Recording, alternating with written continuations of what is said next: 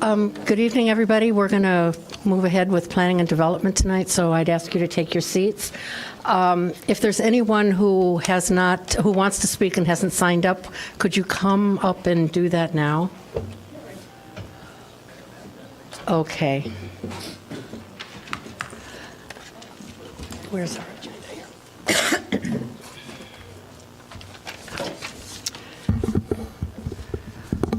Okay, well, welcome everyone. Welcome to the Planning and Development Committee meeting. It's Monday, May 14th, 2018, and it is 8:02. We do have a quorum, and the first item on our agenda is approval of the regular meeting minutes of April 23rd. Is there a motion to approve? Second. Okay, any additions or corrections? Okay, all those in favor say aye. Aye. Any opposed? Alrighty, we're going to change the agenda around a little bit. I'm going to set aside 15 minutes for discussion of the 3 unrelated rule. We'll begin with citizen comment. That won't be included in the 15 minutes, but we'll first take citizen comment on that issue and then have a discussion for 15 minutes. As far as I know, there won't be any decision made on that tonight. It's mainly for committee discussion at this point. So I will call up the item is 3 unrelated rule. It's definition of family and regulations regarding occupancy of dwelling units.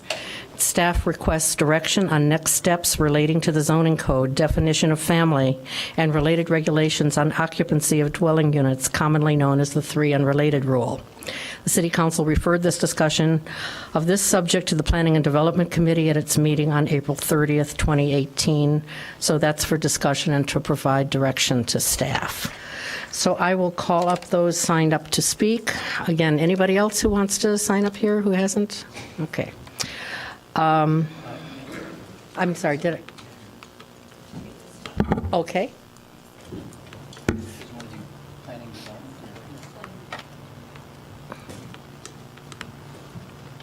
I think David Schoenfeld was the first person, and everyone will have 3 minutes, so, but I need my list back.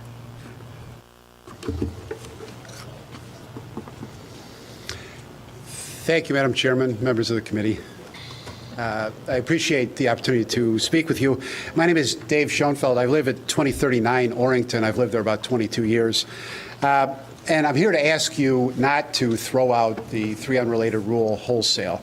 I've been a member of the Northwestern Neighbors Association for that entire 2-decade period when I've lived on Orrington. And we have worked very, very hard within the community, as I know a number of you know, to preserve and sustain the residential character of that neighborhood.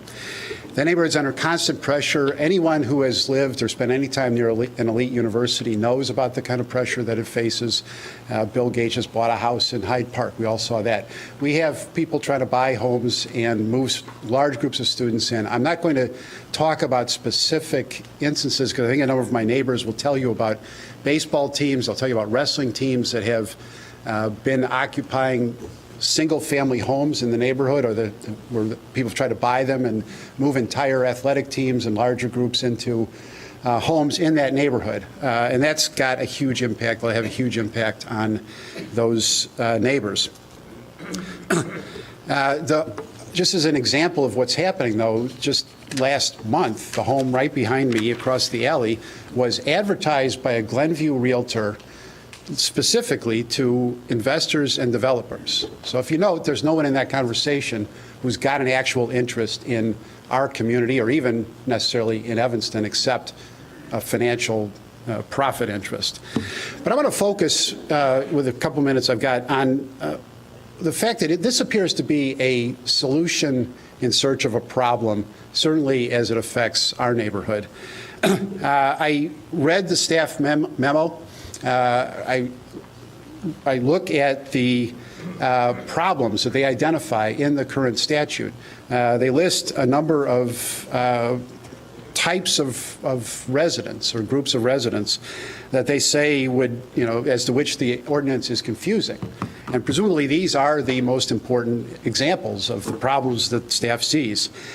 So they ask, how does this apply to unmarried couples, to same-sex couples, to extended families with elderly parents or multiple generations residing together, or adults caring for children who are not related to them. Well, if you look at the ordinance, at the definitions of family, every single one of those is clearly within the definition of family under the current ordinance.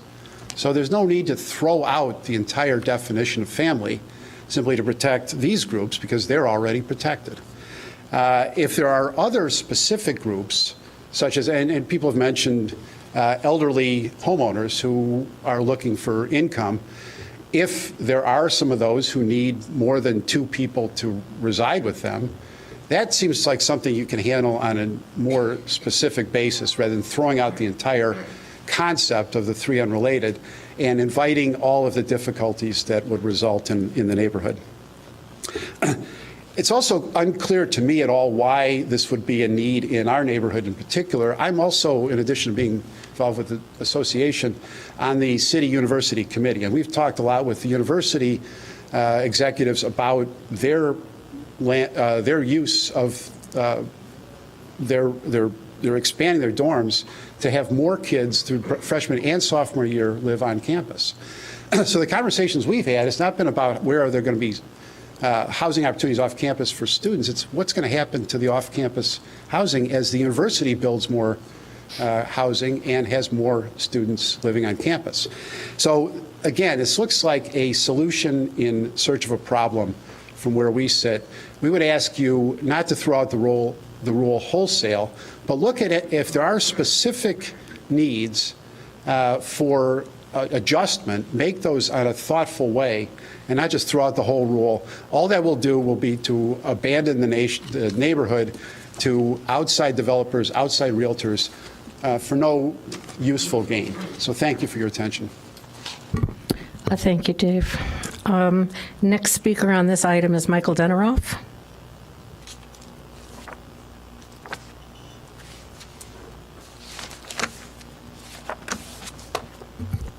Good evening. Thank you, everyone. The previous speaker talked about this being a solution, searching for a solution to this problem, or some of that words. But the case is not that. Many students have come to this council, as well as this committee, to talk about the problems that do exist as in relation to this ordinance. Landlords have extorted students, asking them to pay for more money, as they've tried to go up and complain about problems such as mold, flooding in their apartments, but they can't go to the city because they're afraid of being evicted as a cause of this unrelated ordinance. I understand there are rowdy students, but it's a very small portion of students who are causing problems. We already have ordinances in this city, the noise ordinance, the nuisance ordinance, property standards that can address these problems. The 3 unrelated ordinance paints a broad brush that puts a lot of students who are trying to find affordable housing in this city, at a significant disadvantage. The thing is, the status quo has existed for a long time, and a large portion of students are forced to violate this ordinance. Keeping it in place is just going to continue the problems that already exist. Something has to give, and I'm very glad the City Council and this committee is finally addressing this problem. And I really urge you all to carefully consider the different options of it, whether it be a full-scale repeal or something else, but something has to give, and the status quo cannot continue where students are left vulnerable as a result of this ordinance that continues to plague them. Thank you. Thank you very much. Jean Lindwall.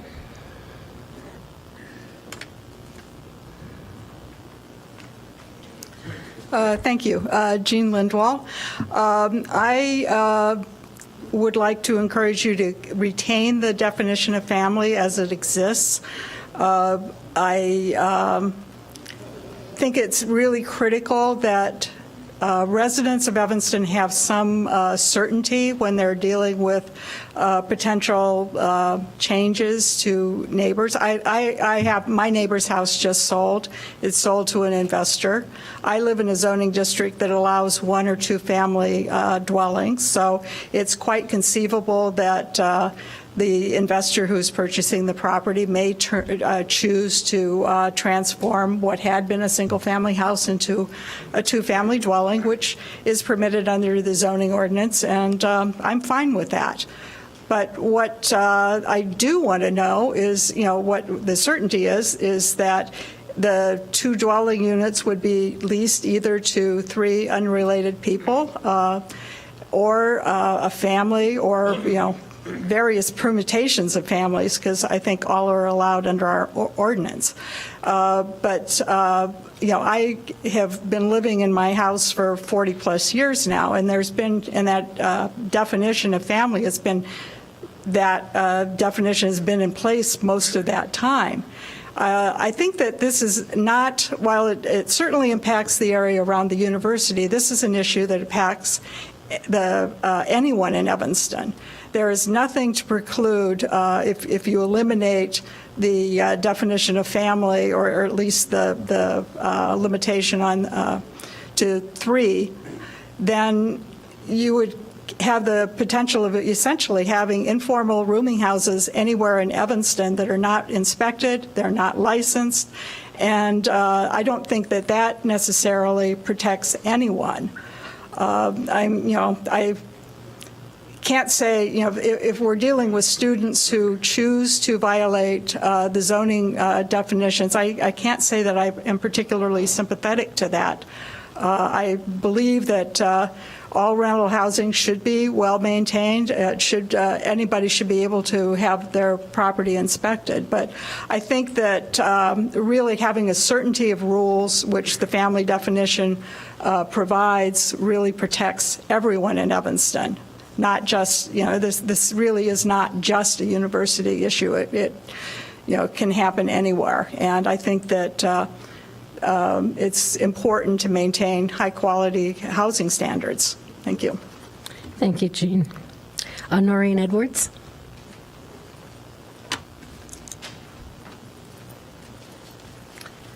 Hello, I'm Noreen Edwards, live at 2125 Sherman. I've lived there for 38 years. I can share a bit of history about our block and neighborhood. There are 17 homes on our block, on our side of the street, between the townhouses to the south and the co-op on the north. Historically, there have been only 5 or 6 homes on our block that had an apartments, and they were mostly on the 3rd floor. Moreover, when we moved here, there was only one home on the block, only one home that was not occupied by the homeowner. On our block, as homes have changed hands, more single-family homes have been scooped up by investors and packed with students. They can rent bedrooms for $800 or more per month, $800 per person for a bedroom, and then they just try to get as many students as they can. There's a limit of 3 unrelated persons, but many landlords routinely break the law and have 4 or more per unit. They also rent second floors or attic spaces out as if they had always been separate units. As neighbors, we can easily see people coming and going and all the garbage and the parties. The city inspects only every 2 years, I think. My understanding is that they cannot insist upon entering an apartment unless the tenant requests it. So when inspections are scheduled, the tenants are warned, they remove the extra beds, and then they return the beds after the inspection is done.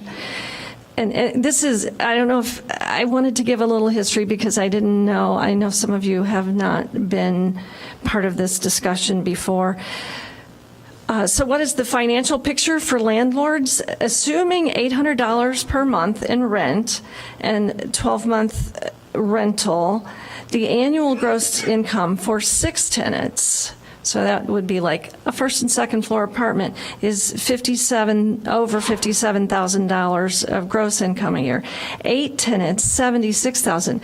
When you get to 10 tenants, which some of these buildings, they do put 10 tenants in, that's almost $100,000 a year in income.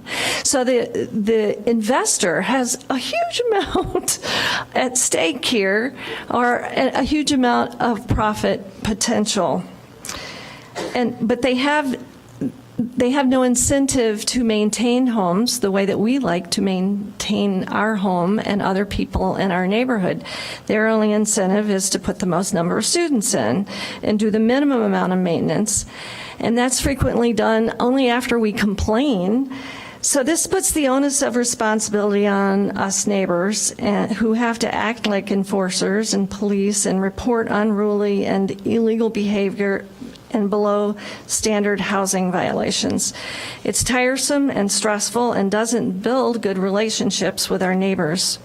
And we fear that more single-family owners will get tired and give up and sell to investors. Is that what we want for Sherman Avenue north of downtown? Is that what we want for the Northeast Evanston National Historic District? I don't think so.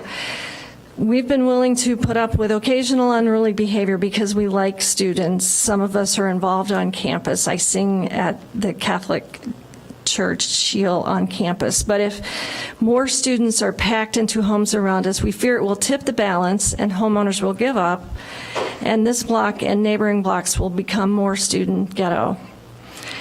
And briefly regarding affordability, I don't know that you can say 800 a month if it's the affordability, 800 per person. And also, it makes single-family homes out of range for single families, because if the investor can come in and pay a lot more for it because he's going to get the income, then we're losing single families in our neighborhood, and that's not affordable. So if the 3 unrelated rule were abandoned, it would open the floodgates to turn more of our single-family homes into de facto dormitories.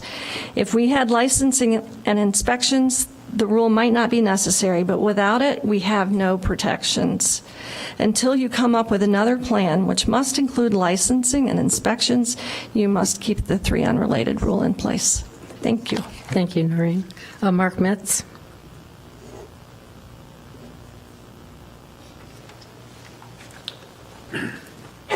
Good evening. My name's Mark Metz. I live at 2125 Sherman Avenue, where I've lived for more than 35 years. So I have a deep long-term perspective of the issues affecting our neighborhood. You have heard, or you will hear, plenty of stories about overcrowded and illegally occupied rental housing in the neighborhood adjacent to NU. You have seen or will see photos of poorly kept up rental properties and garbage-strewn yards. If that isn't enough, you can drive the streets of our neighborhood on any warm weekend morning in the spring or the fall and see for yourself the detritus of students' yard parties from the prior night.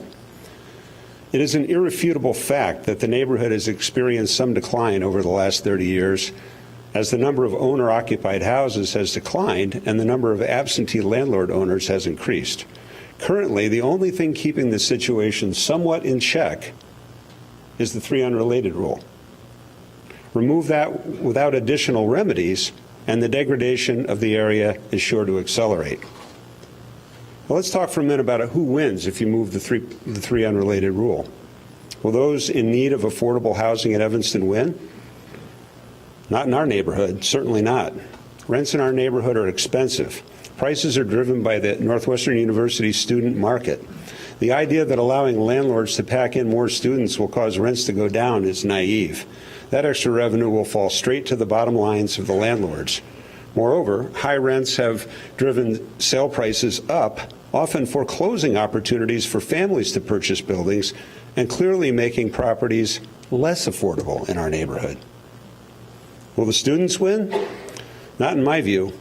They will be packed in more tightly, and given that there is little or no oversight by the city, renters may be less safe. Rents will remain high. Will resident owners win? Of course not. We face further deterioration of our neighborhood and the prospect of being overrun by crowded student housing. Will Northwestern University win? An overcrowded student ghetto near campus can't be good for NU's image. Also, the concept of in loco parentis is as strong as ever, so NU has an interest in maintaining high standards for student housing. What about the city of Evanston? Drive around any Big Ten campus and you'll know when you go through the student ghetto. You'll know. Do we really want that right along the northern gateway to downtown? The reality is that the only winners will be landlords, mostly absentee landlords who don't even live in Evanston. Why would we even consider eliminating this rule without implementing other fixes? Even if there is data, and I don't know that there is data, that suggests that removal of this rule will have a significant impact on affordable housing at Evanston, how can we throw an entire large neighborhood under the bus at the same time? Do not use such a blunt instrument to try to cure the dearth of affordable housing. Delicate surgery is called for. I have long championed this city council and the city staff. You are a bright and capable bunch. I know you can figure this out. There's got to be a way to solve the problems of affordable housing for everybody in Evanston without destroying our neighborhood or anybody else's neighborhood. Thank you. Thank you, Mark. Craig Snyder?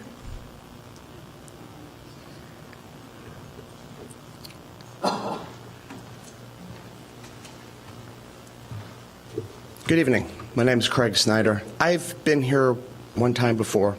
I'm in Judy's district. I'm a neighbor of the Metzes, Davids.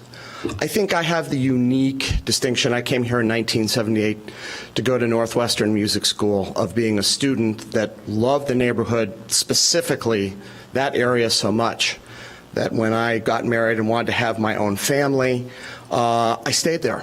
And my wife, Dr. Stolle, who's 3 degrees from Northwestern, is also here too, in support. And our children have grown up in this area, played in the parks, played basketball and fan. We are huge Fleetwood Jourdain fans.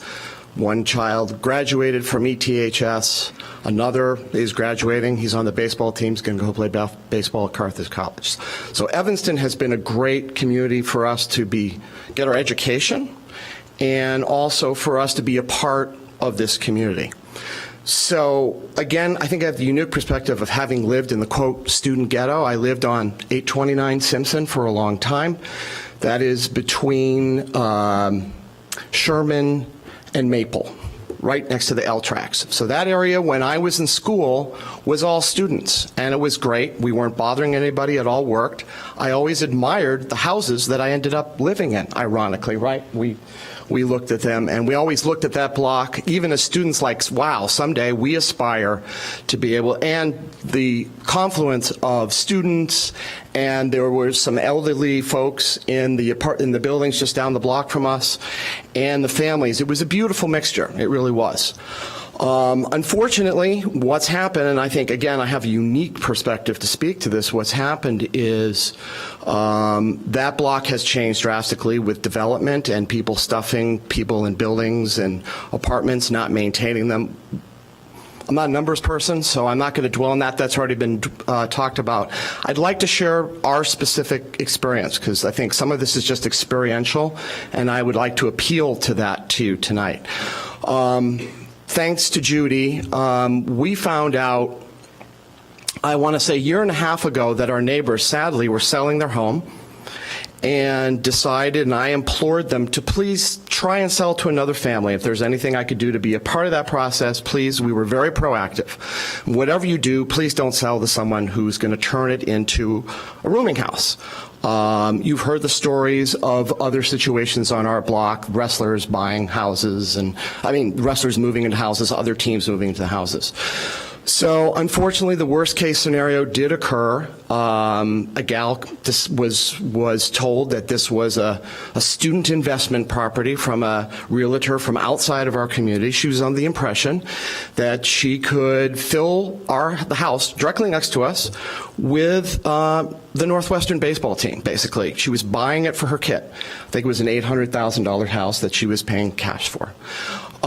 Besides being dumbfounded, there's a lot of housing around, but that's fine. It's a free country. We live in a capitalist country. I get it. That's fine. They were buying this as an investment property. We had to work very, very hard to protect ourselves and the neighbor and them, quite frankly, from doing so. With a lot of work on all of our parts. We had an inspection come through. Noreen went over. We talked to them. We educated them. We worked with them. And over a period of time, because we had that 3 rule, sorry, I'm not being articulate about what it's literally called, but because we had that protection, and I use the word protection literally, that's all we had to stem the tide and protect our family from what could have become an animal house. So even with that, even the fact that we were able to get them to realize they weren't going to be able to put 6 or 7 people over there, technically maybe there's more kids living over there from time to time, but it gives me some leverage. I walked over there, I'm like, hey, come on. Last night, they were having a blowout drag down party, and there were people screaming on our front lawn and all sorts of stuff carrying on.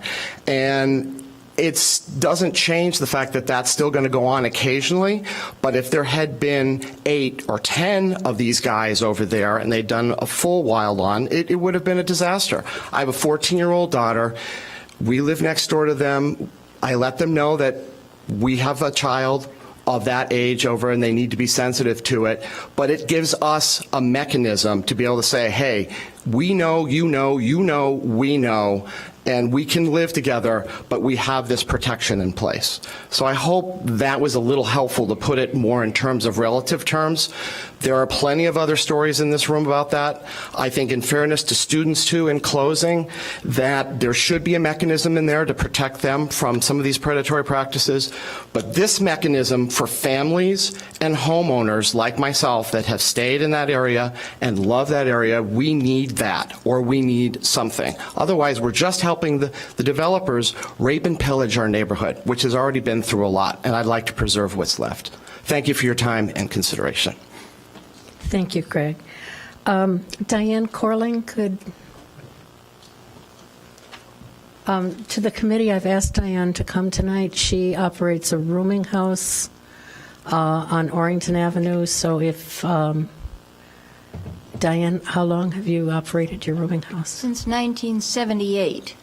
And it was a rooming house before that? It was built as a rooming house in the last century. It was built by a woman named Mrs. M.L. Hibbard, a widow, who took her death benefit and invested it in real estate. People are still doing that in Evanston today, I understand. When I bought it, it had been operated for many years by the Episcopal Church as a house of deaconesses. There came a time when the Episcopal Church, in its wisdom, decided that women could become priests and didn't have to be satisfied with being deaconesses. And somebody called Baird and Warner, and they put an ad in the Evanston Review, and I, who was a divorced woman with one child, teaching city and regional planning at IIT down at 35th Street in the School of Architecture, not wanting to live at 35th Street, pardon me, jumped at the opportunity and have been paying ever since, but enjoying many generations of Northwestern students. In the beginning, my tenants were undergraduate students, male and female. It's a 12-bedroom house with 5 bathrooms. Lately, the bathroom in the basement has come to be preferred by the very wise graduate students who recognize that that's where the water heater is. Some of the undergraduates weren't that clever, but we have replaced roofs. We've kept a number of Evanston businesses, the roofers and the plumbers, well occupied with making improvements and repairs as necessary. My tenants at this time are all graduate students. I thought it might be a little more secure, less turbulent than undergrads. Well, I'm sure you realize that the life of a graduate student in this economy, from whatever country you come, is kind of turbulent. But they share the kitchen, they share the bathrooms. When my own daughter, who's now, let's see, if she was born in 1970, is all grown up and living in Texas with 2 children and 2 dogs and a working husband. When my daughter lived there, she learned to share with graduate students, learned to share the space. It lets me live at a very good location with the lake breezes, with the convenience of transportation, with the nearby shopping, and sharing lives of others. When I was teaching during the day and then coming home to students, it was even more demanding. Now I can just barely handle. I no longer am teaching. I've been a consultant on land use planning, and the property has turned out to be a good investment because there are rules, procedures, there's oversight, there are annual inspections of the exit widths, of the fire alarms, the smoke alarms, the water system, the cleanliness, and I've felt that this was a good investment, a nice place to live. I don't want to anticipate that as I become even older or disabled and needing to sell the property and my daughter having to come and become refamiliarized with the rules in Evanston, I don't want to find that there are no rules.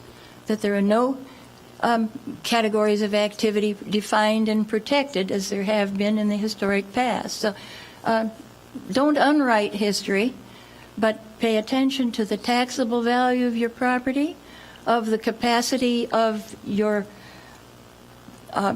the public employees to keep an eye on things, and that's police, fire, inspections, the water department, and so forth. But think of every aspect of this before you just erase it.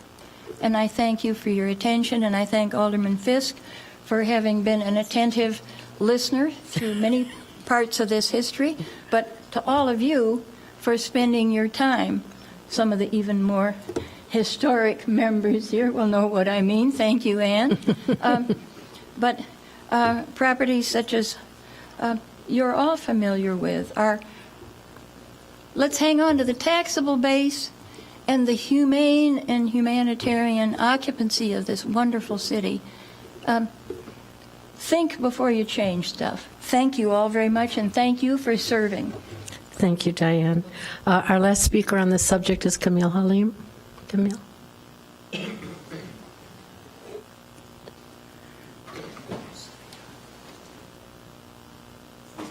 name's not on there, but I wanted to speak. Wrote down the name. You wrote down, I'm sorry? Okay. I see it. Okay. Good evening. Good evening. My name is Camille Halim, and I know most of you know that I own a lot of properties in Evanston, especially in around the university. I don't own any small houses, but apartment buildings. I think I spent all my career revitalizing neighborhoods. And I worked a lot with Alderman Rainey in South Evanston, in Chicago, in Winthrop, Kenmore, very bad areas. And the problem, most people in the neighborhood have drugs and violence. And if we look at Northwestern student, they're the finest student in the country. Everybody's dream to go to Northwestern, and they are all work very hard.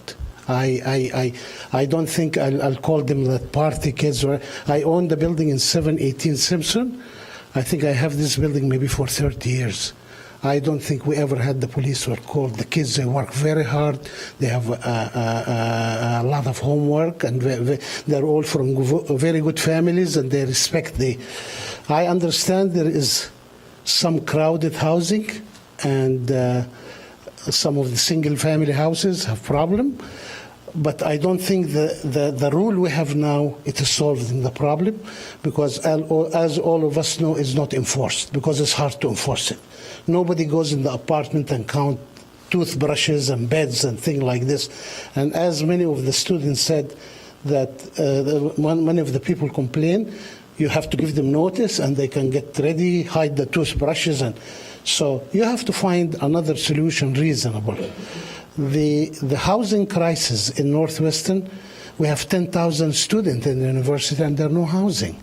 And we can't just close our eyes and tell them stay in the street. The problem I think the university start building more housing. I think this committee is good to see the problem, but you can't ignore the student. I think that Northwestern is a very important part of our city.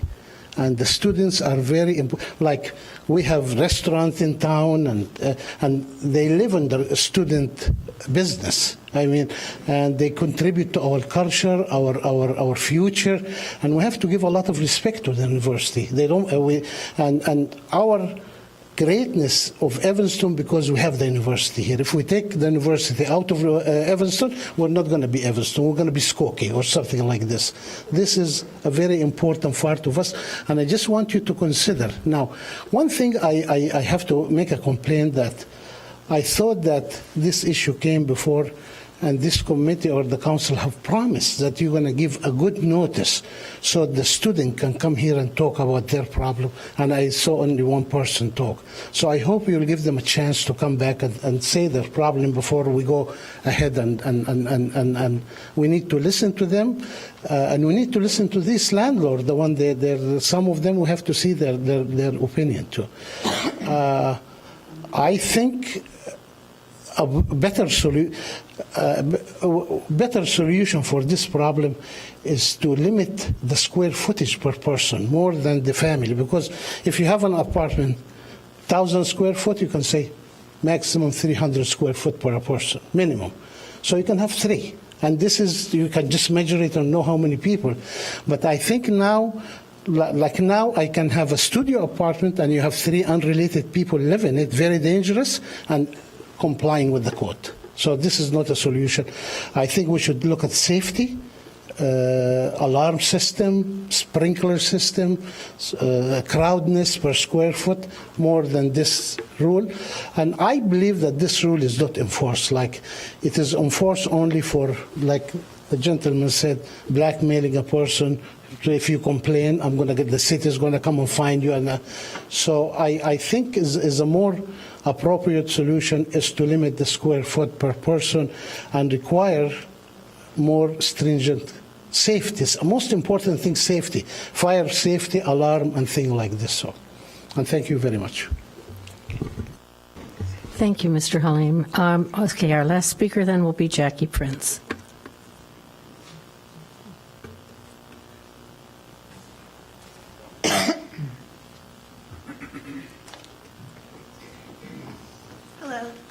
I was going to speak about something different, but after hearing the last 3 or 4 comments, I'm super upset. And I would like to say that the Northwestern University students are kids. We have to remember that they're kids. They don't have, and their parents don't have, especially in this economy, an endless supply of money. $800, $900 is a lot of money to pay in rent. I thought I had a lot of money when I first got my apartment at 1331 Chicago Avenue, a studio paying $550 a month, or $350, I don't know, it was that long ago. I'm appalled at the language that was used because these students are welcome here. I'm glad that they're here. They get on my nerves too sometimes, but all of us were students at one time. All of us were silly at one time. All of us, except for me, no, all of us partied at one time. Some of the comments made me feel like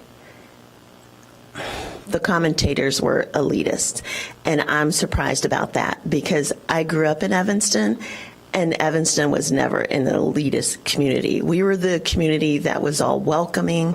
We had students, we had families, we had, we weren't considered a part of the North Shore.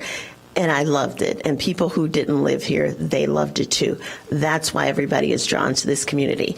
So one, I would like to say I'm also appalled that students aren't making complaints for fear of retaliation. And I would like you guys to put your heads together to do something about that so that these students can complain and not fear retaliation and that they can have these things taken care of.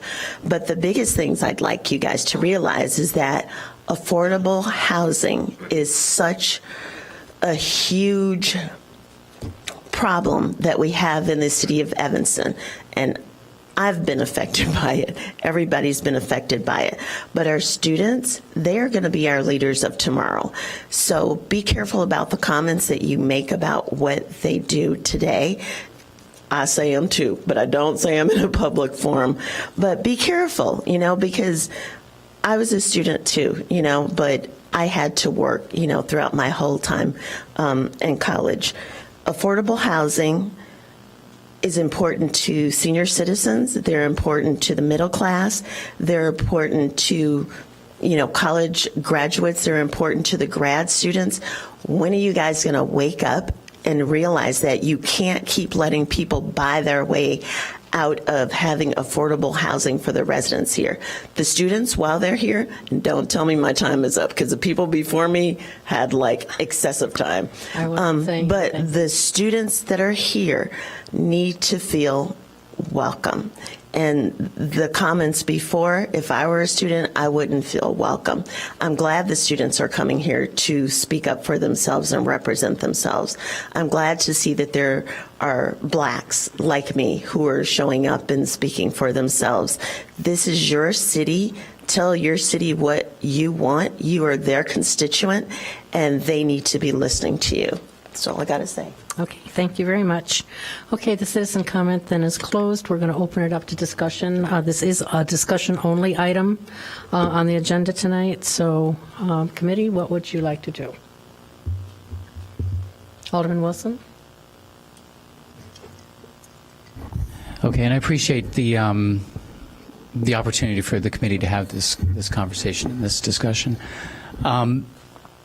Yesterday, I went to see RBG, the Ruth Bader Ginsburg movie, with my wife, and it got me thinking a little differently about the issue. And I didn't have a lot of time to go back and look at it, but I thought, well, what would RBG do about this?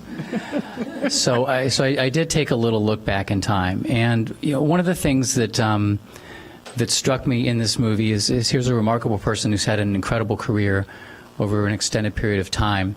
But one of the points she made in the course of the movie is talking about the idea of change and how effective change is made in incremental steps.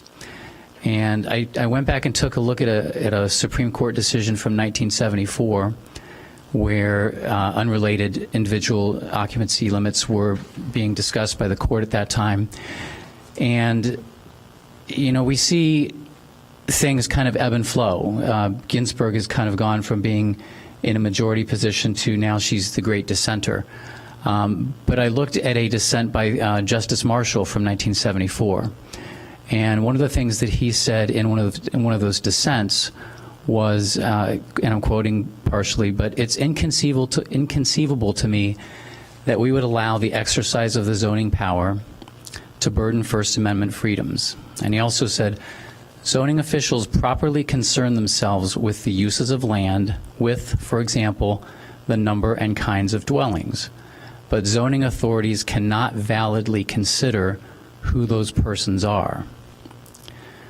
So I thought about that a lot. And I think the conversation that we're now having is a discussion about who the people are and how they choose to live. And I'm very uncomfortable with that idea. If we fast forward to 1995, Justice Ginsburg wrote a majority opinion discussing a fairly subtle aspect of this, but denying an argument that a certain ordinance fell outside a certain exemption, and she was in the majority. But the dissent was by Scalia and Thomas. Justice Thomas wrote the dissent. I would much rather find myself not on the dissent with Justice Thomas and Justice Scalia, but with the majority of Justice Ginsburg and how Thurgood Marshall thought about this in 1974. Our ordinance has been around at least that long, and I understand kind of the origin and the genesis. I'm very mindful of the concerns. I've heard a lot of concerns about the neighborhood issues. But part of what this situation tells me is that the three unrelated ordinance isn't really doing anything to change it or fix it. Now, we did pass an ordinance a couple of years ago, the nuisance premises ordinance, and I guess I'm a little bit bothered because it seems like that tool, which I think is a very good and useful tool, is perhaps not being utilized as well, or even if it, perhaps even at all, in some of these areas with some of these problems. But we talk about the kind of community we are, we talk about the kind of people we are, and we talk about what we believe in. And I think that as Evanstonians, we don't look at who the people are and what they believe and how they choose to live. And I think it's really incumbent upon us to rethink this fairly antiquated principle that is in our modern era supported by people that I don't think that we really adopt their views in this community. So my strong preference is, again, to repeal the ordinance. Like I said, I understand the concerns. I think that we need to follow through with the things that we've passed. But I think that this is not a huge step. But going back to what Ruth Bader Ginsburg said, it's an incremental step towards achieving. We talk about equity all the time. We talk about creating a welcoming community. This is an important piece in that an important step along that path. So hopefully, in the end of this conversation, we can move in that direction.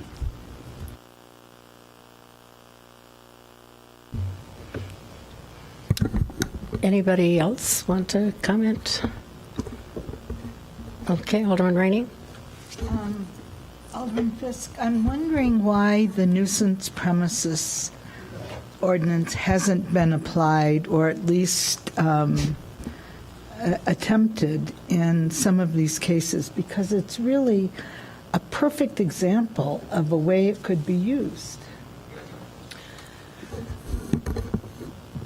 It is, and just let me remind you, Alderman Holmes, although we're dear, dear friends, is still angry with me because of the licensing issue, because this was the alternative, if you remember, to licensing, because several of us didn't want to go with the licensing.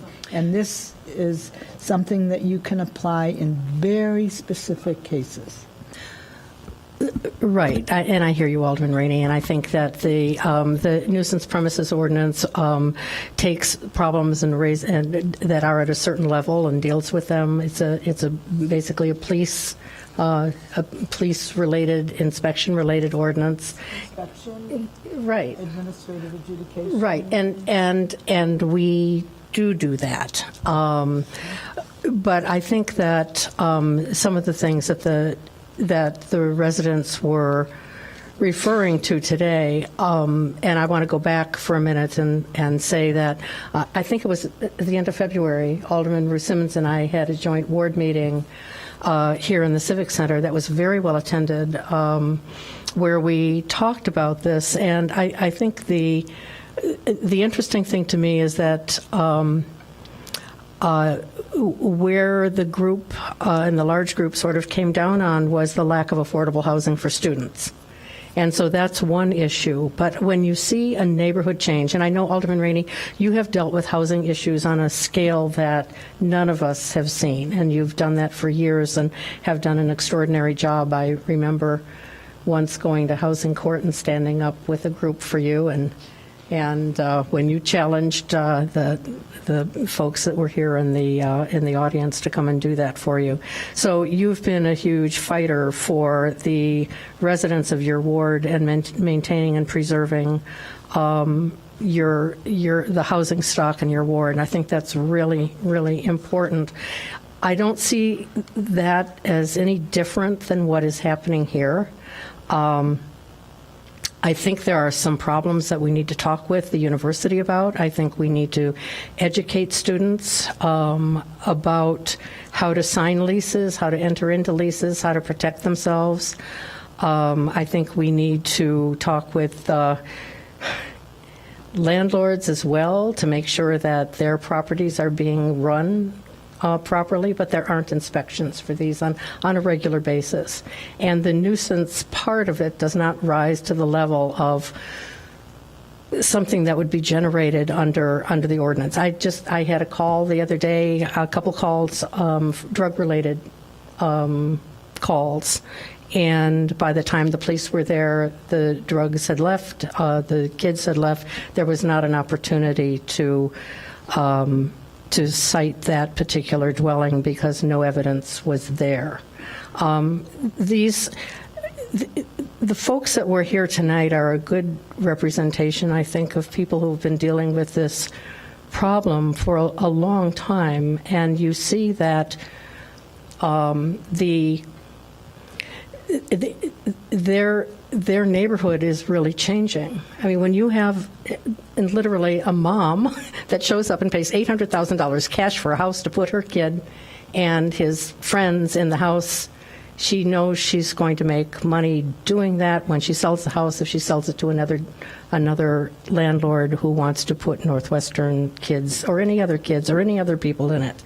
So for right now, I see that the 3 unrelated is the protection, the only protection that's out there. Now, does that mean that there aren't other protections, that there aren't, possibility to massage the ordinance to figure out where we want to go from here? I think this is a perfect time to do that. And I think the neighbors in my ward, and I know Alderman Ruth Simmons will speak to her ward, but I think that the neighbors are searching for an answer and are searching for a way to preserve the not only the investment they've made in their neighborhood, but also just the ambience of the neighborhood.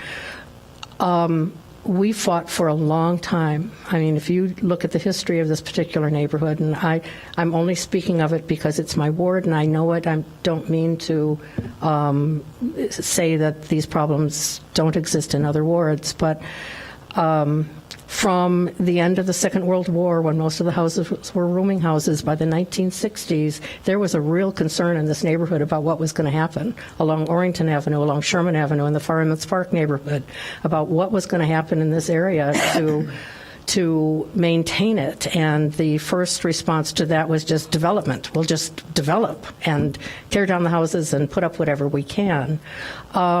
At that point in the 1960s came a generation of young people who were looking for affordable housing that they could fix up and live in. They came to Evanston for the schools, for all the other wonderful things that Evanston is known for, transportation, a livable community, the downtown, the lakefront, all of that. And everything turned around in that neighborhood. The Northeast Evanston Historic District helped a little bit in saying to folks, this is a really spectacular opportunity, as you have a historic district in your ward as well, to celebrate the architecture that's here. So there's been an effort since, I would say, the end of the Second World War, and certainly since the 1960s, of really bringing a neighborhood back, and that's been extraordinarily successful. And now we're at a point where we have some pressure on that neighborhood, and the pressure is there's a lot of money to be made, a lot of money to be made. And if without the 3 unrelated, there's a lot more money to be made. And I think we've got to balance that. There's nothing against money, but we've got to balance that against the interests that the city has in maintaining a residential quality in the community. So I'm sorry to take so much time. There are other lights, and I have more to say, but don't need to say it right now at this point. Alderman Ruth Simmons, then Alderman Nguyen, and then Alderman Rainey. Thank you. I'm very concerned about the conditions that have been highlighted that our students are living in. I'm also very concerned about quality of life for our residents. One thing that this discussion has really highlighted for me is our lack of enforcement for already what seems like pretty good policy that we have in place, including the nuisance premise ordinance, as well as our regular property standard ordinances that seems like just being dismissed. So I'm unprepared to have a vote on this. I've asked for some answers from Northwestern and also our city staff, trying to understand more about the resources that are available from the university, what the new tuition commitment has done for affordability for the students at Northwestern in terms of their housing options, and understanding more about our rooming house, and possibly a discussion about rooming house with no mandate on owner occupancy as an answer to this. So I would like to focus more on compliance. No matter what the outcome is, our students and our properties in these neighborhoods should not be in the conditions that I've been made aware of, receiving pictures from homeowners and families living next to extreme debris in alleys, and students living with improper plumbing and excessive mold. So that's something that I think has really been highlighted in this discussion. But I'm still waiting for information so that I can have a decision on this. Yes, thank you. And I agree with Alderman Ruth Simmons. I'd like to get a little bit more information about rooming houses. I think thank you, Diane Corliss, for running such a nice rooming house for all these years. And I think you cited what is the value of it, which is that it's inspected, it's safe, it's well maintained, and that's what the students who rent from you can count on.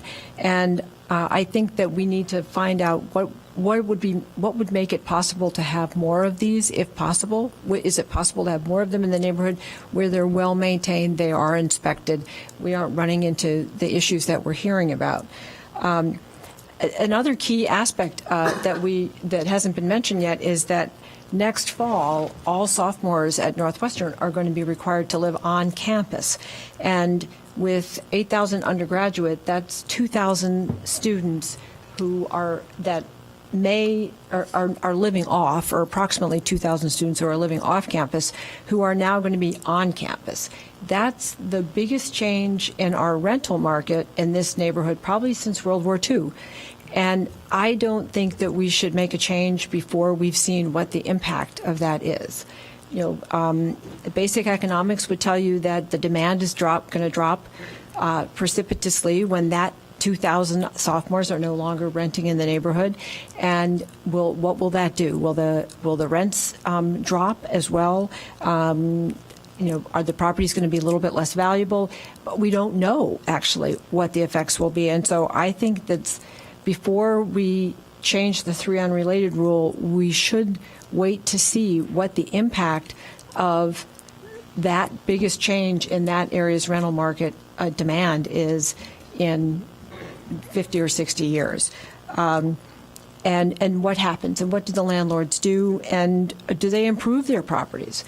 I also think that we need to, excuse me if this has already happened, we need to talk with Northwestern more about educating the parents, about being really wary of letting their students sign up for a lease, letting the parents know that they need to be on top of this. I mean, sophomores are 18 and 19-year-olds.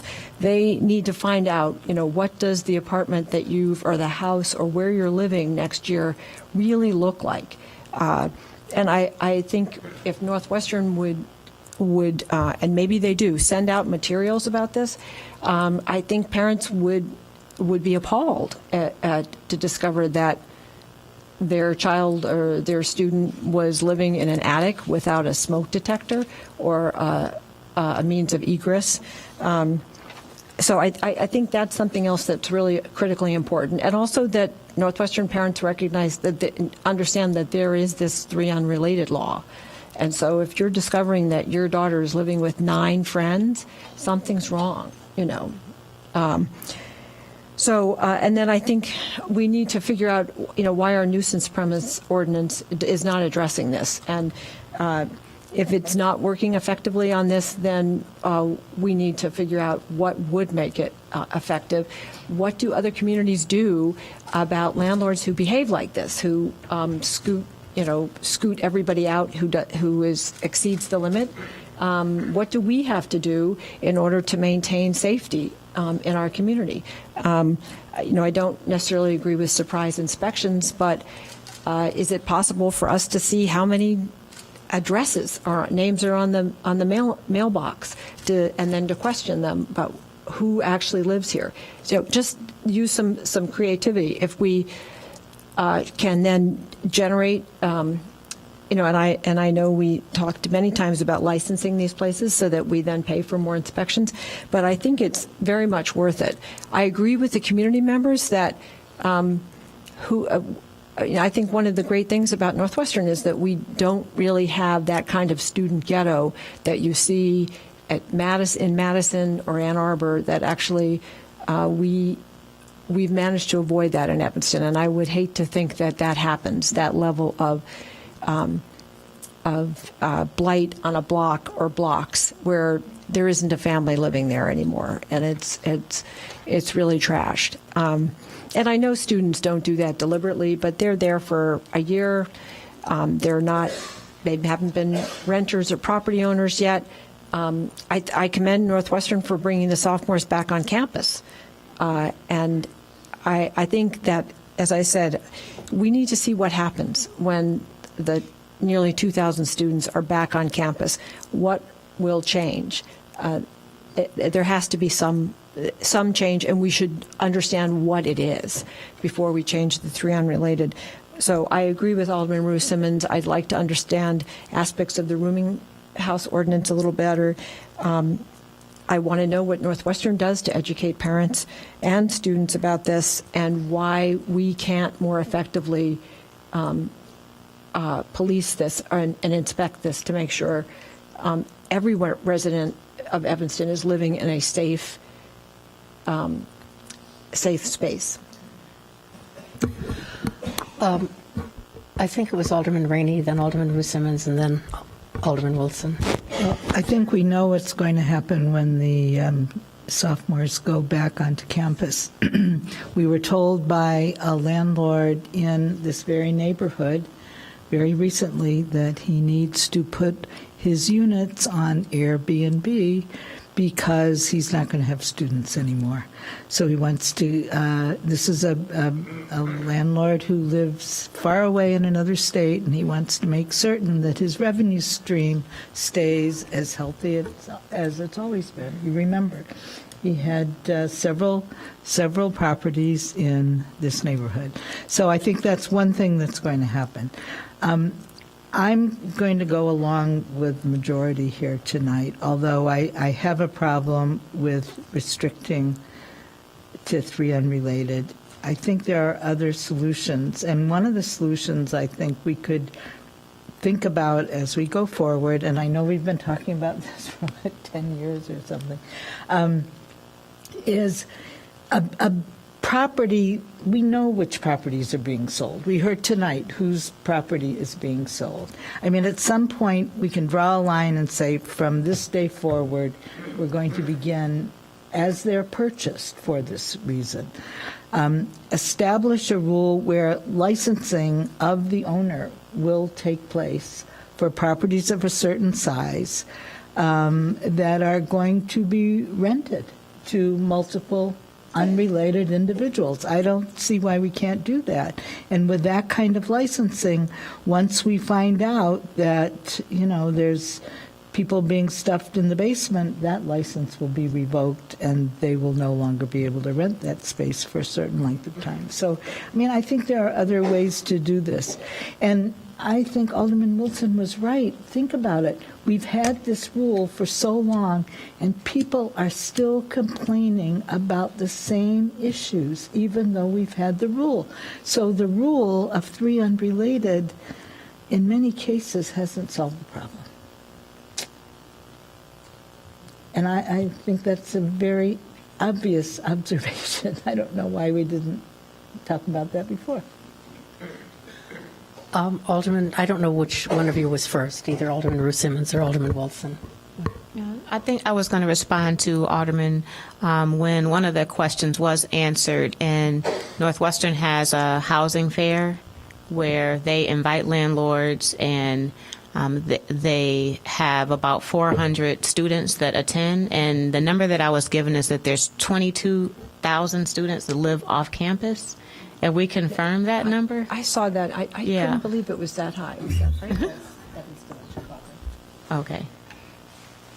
We confirm that number? Madam Chair, members of the committee, the number is 22,500 for Evanston and Chicago campuses combined. The number of undergraduate and graduate students living off campus within the Evanston city limits is 1/3 of that number, approximately 7,200. Okay. And so with that, if there's 400 attending, Northwestern may, in fact, have a good mechanism of information sharing in place, but maybe could do more outreach to get folks there to learn more about the Evanston Code so that they understand more what they're supporting their students and doing the families. I agree with that, but I think they also should be sending information to parents because, it's one thing to have students at the student fair, and they may be looking at something completely different than what their parents would be looking at. And I think given what, the ability of universities to communicate with parents now is instant. I get information from my daughter's college, all the time, when they want to send something out. So I think if Northwestern could include parents in this, I think it would be, and let them know what the rules here in Evanston are and what they should direct their students to watch out for. I think it would be really helpful. So another thing, I'm active on a national university committees, University Communities Committee, and it's pretty common best practices for some version of 3 unrelated. But in speaking with students and even property owners, I'm hearing that it's 4 is kind of the threshold, where there are quite a few that are living with 4, and if a discussion could be had about raising that to 4. At this point, I don't have enough information, but I just wanted to throw that out there as a reference to things that are being discussed at other Big Ten universities around the nation. Okay, Alderman Wilson, then you'll be our last speaker. All right, thank you. I just honestly think that this ordinance, the way it works in our city, there's no other way to look at it than it's discriminatory. So we're discriminating against a class of our residents for an improper purpose. Now, that said, I think a lot of people in the community perceive that this is their only resort. This is the only tool that they have. And unfortunately, that's a shortcoming that's on us, because we passed ordinances, we have rules, we have things that are simply not getting addressed. Apartments are supposed to get inspected. Landlords are supposed to register their properties. Residents in the neighborhoods have reasonable and legitimate concerns that aren't getting addressed. So we have to address those. But I think it's very, very important for us to do that in a way that doesn't perpetuate this lingering discriminatory ordinance that's not serving its purpose. So I think it's important that we move past this, get rid of this ordinance, and we need to have some significant outreach. It's clear to me that people don't know how to utilize the nuisance premises ordinance. If you've got a house or several houses or people in a particular apartment building that are that persistent of a problem, that's wrong. We spent an extraordinary amount of time, Alderman Rainey and others, and I spent a great deal of time working that up to provide an effective tool. And it's frustrating to me to see that the tool isn't getting utilized. So again, that's not on the neighborhood, that's on the people that are supposed to be doing that job. So they need to be doing that job. And if that's a question of lack of resources, we're working on our priorities for the budget. If we need to think about some of those priorities and this need not getting addressed, then perhaps that's part of the conversation we have on how we're allocating our resources. Alderman Ruth Simmons. So thank you, Alderman Wilson, for clarifying that the nuisance premise lack of compliance is not, or enforcement is not on behalf of the residents, because they're doing their part. They're calling in 311. They're letting me know when there are issues, and it's really just a handful of properties. And my understanding is that they would qualify under nuisance premise, and they're not. So we have really just a handful of property owners that are creating this problem for our entire community. Like other things, it's just a minority. And so I don't know if we could direct staff to do more to enforce this nuisance premise, or if we need to make some adjustments to the policy so that it doesn't only include violent crimes or arrests, but it also includes excessive service calls and property standard violations. Maybe that's something we should revisit, because the residents are doing their part to to manage their neighborhoods within the policy that we have presented to them, and we're not enforcing it. So they're living next to properties that are unacceptable. Okay, everybody, we've gone double over the time that I was hoping Could I for make this. a suggestion for proceeding? Sure. Okay. I would like to suggest that we have the staff prepare an ordinance that would repeal this, but my condition for that would be that on the same agenda, we would have to have a proposed plan for how we're going to deal with this enforcement question, because it's not been handled. So we need to be talking about these things at the same time. So again, there are a lot of people who perceive this as their only tool, but I don't want to take that away until people are confident and comfortable enough that they do have an alternative that's going to be more effective than this. Because frankly, this isn't effective. You know, I keep hearing these problem after problem after problem. We need to be more effective on this, side of the dais. I hear you, Alderman Wilson. I'm not ready to entertain that motion right now. I think that there's a lot of information that we need to get regarding this matter. I think if we can ask staff to come up with the answers to some of our questions, I think we need to have a conversation with Northwestern University. We had touched on that at the NU City Committee. We need obviously more information from them. This is not an easy fix. And I think unless we do this thoughtfully, we'll be making the problem worse than it is now. Part of it is, what are the resources that we have available?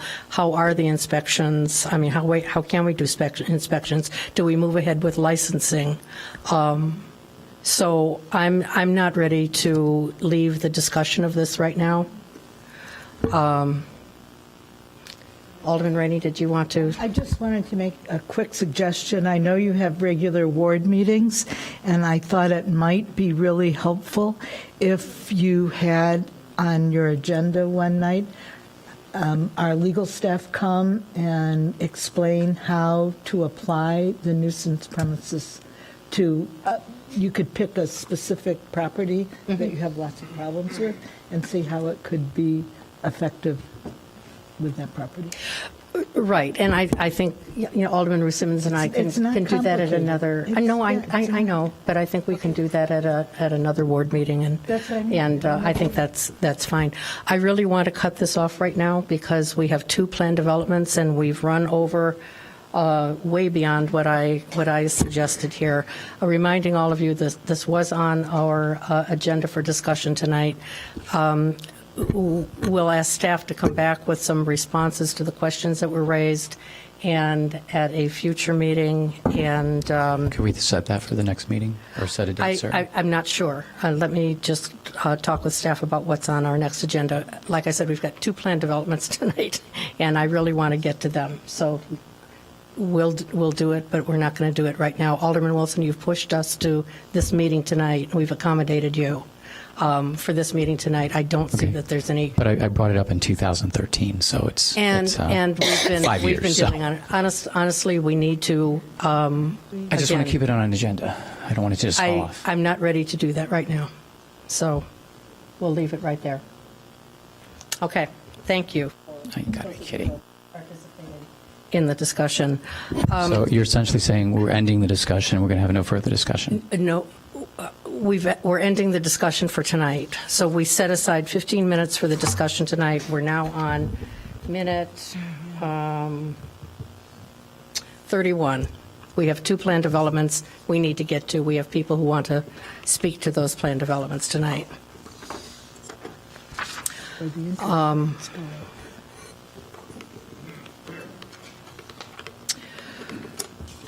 Okay.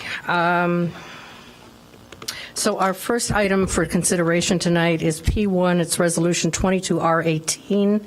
It's approving a plat of re-subdivision for 1727 Oak Avenue. The Plan Commission and staff recommend adoption of Resolution 22R18, approving a plat of re-subdivision for 1727 Oak. The applicant requests the subdivision to separate the development parcel from the 1007 Church parcel.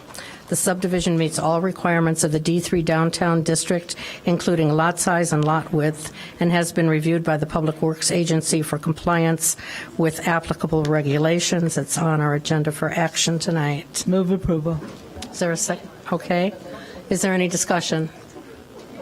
I have something. Alderman Nguyen? Well, shouldn't this wait until we approve or not approve shouldn't this go hand in hand with the P2 item? Why do one before you do the other? Shouldn't they happen simultaneously? I would ask staff. Law Department? Well, should P1 and P2 happen simultaneously rather than approving the subdivision first? I mean, obviously you have to have the subdivision in order to do P2, but they should happen at the same time. It's the same item. It's the same request. Okay. All right. But P1 says for action. You vote separately, but please have the discussion merge. Right, but P1 has for action tonight, and P2 is for introduction. So we'll move introduction for the one for introduction and move for action, but the discussion will happen at the same time. Is that your question? No. Well, my question is, if we act on the subdivision, but then there are issues about the PUD, we've subdivided the property, but we haven't decided yes or no on that. I see what you're saying. So if the council is opting, or the committee is opting to keep this in committee, then we need to keep it here in committee. Okay. Yeah. All right. It depends on where you guys are going with Well, your discussion. I think we should do them simultaneously, so we don't get one ahead of the others. Yeah, I agree with that. They need to travel together. Okay. Can we change the designation from action to introduction? It's a resolution. It goes. Oh, yeah, okay. So we could just hold it here? We should. Yes, Okay. they should travel together. Okay. Sorry, I was unclear in your question. So, Okay, so we're going to hold P1 until we decide P2. All right. Okay. All right, so I move that we hold P1. Okay. Second. Okay, great. Okay. Okay, so then we'll go to P2, which is ordinance 59018, granting a special use permit for a planned development located at 1727 Oak Avenue in the D3 Downtown Core Development District. The Plan Commission and staff recommend adoption of this ordinance. For 1727 Oak Avenue, the planned development is for a 17-story, age-restricted, multifamily rental development with 169 units and 136 parking spaces in the D3 Downtown Core Development District.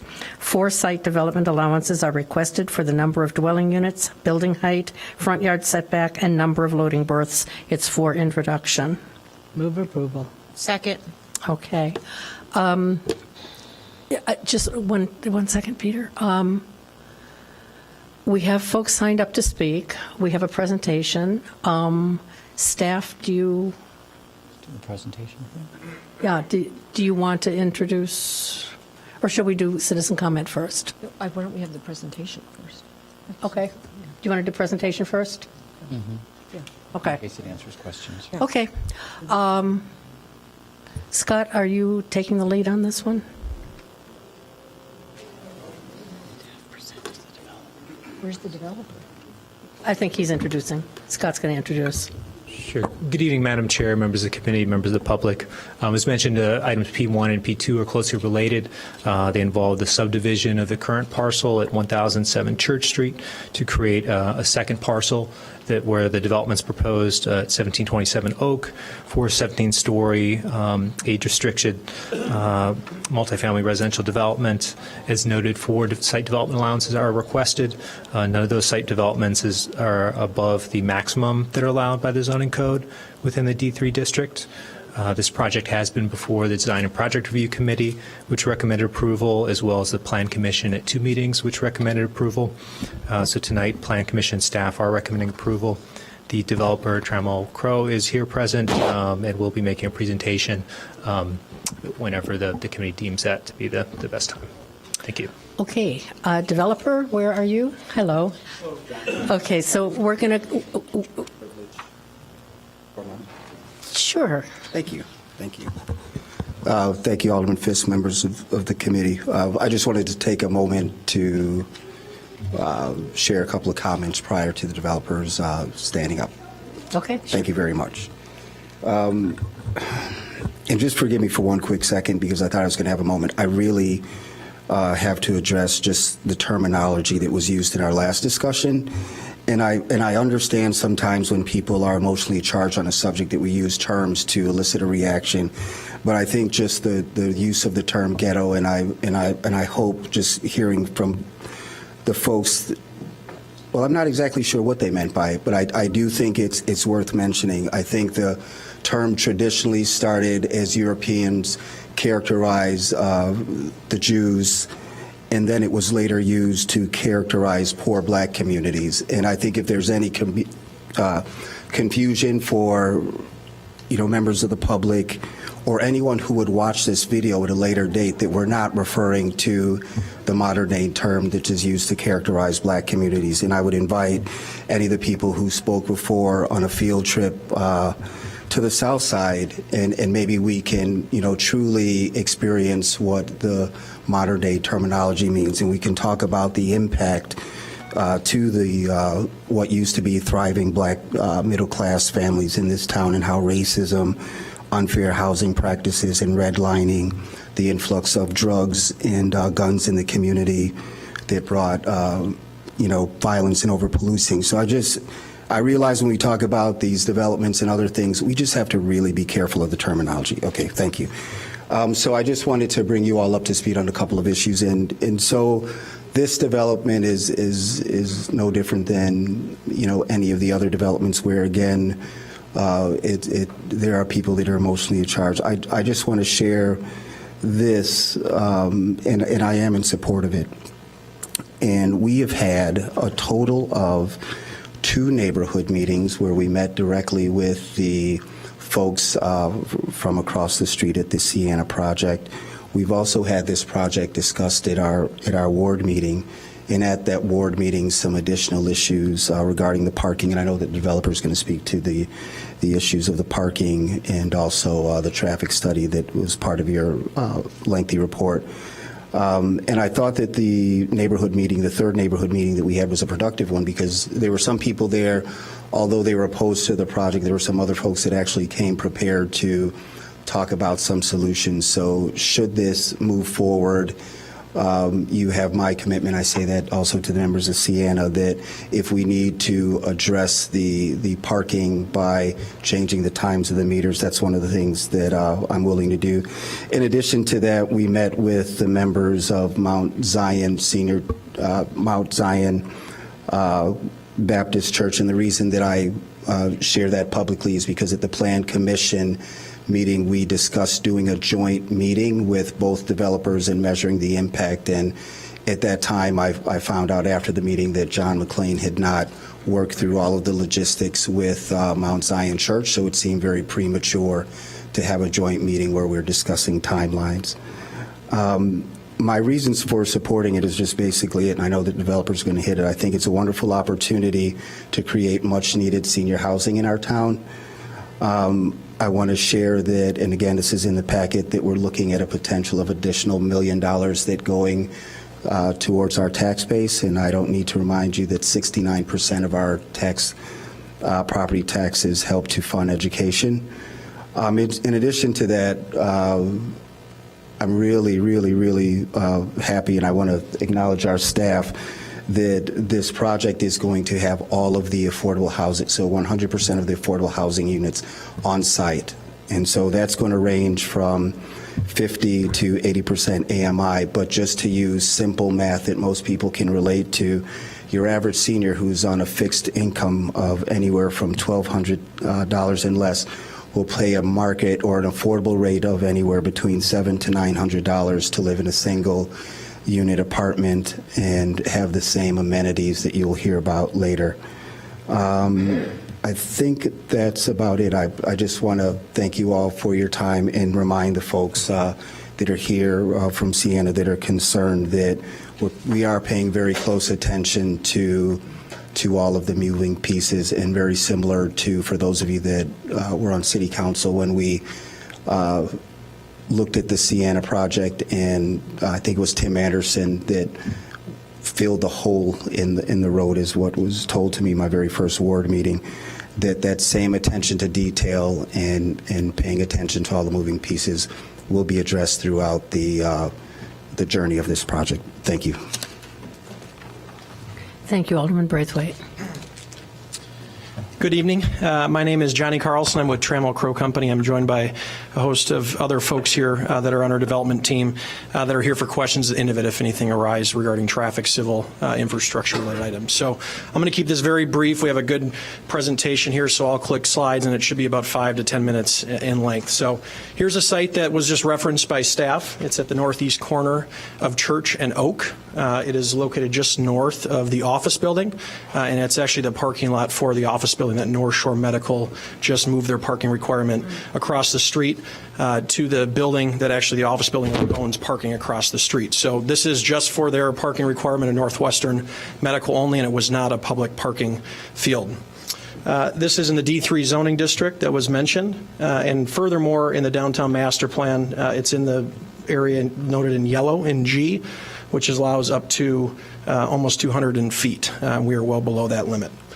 These are the four dimensions of the allowances, all within the allowance tolerance within the code with the plan development. First is units, height, front yard setback, which is a minor one on levels 2 and 3 for parking circulation, and then loading berth going from 2 to 1 with this an age-restricted apartment project and the number of move-ins and move-outs, et cetera. We do not view this as a requirement of having 2. What are we talking about here? This is coining the name of active living. This is not a senior apartments solely. It's not independent living. What does that mean? It's really a socialization housing option that is less expensive than independent living. It actually brings items such as meals, socialization, transportation in an a la carte basis. So if you want it, you pay for it, and I'll go through that in further slides. But really, it's a way to have people in Evanston unlock their housing equity, convert from a home ownership to a rental as they age in place and stay within the community, religious affiliations, et cetera, close to kids. And that is really where we're seeing the demand of the baby boomer renter. If you look at 55 plus is the age restriction we're setting on the property, but really the average renter across the country is closer to 72 years old who's living in these active living environments.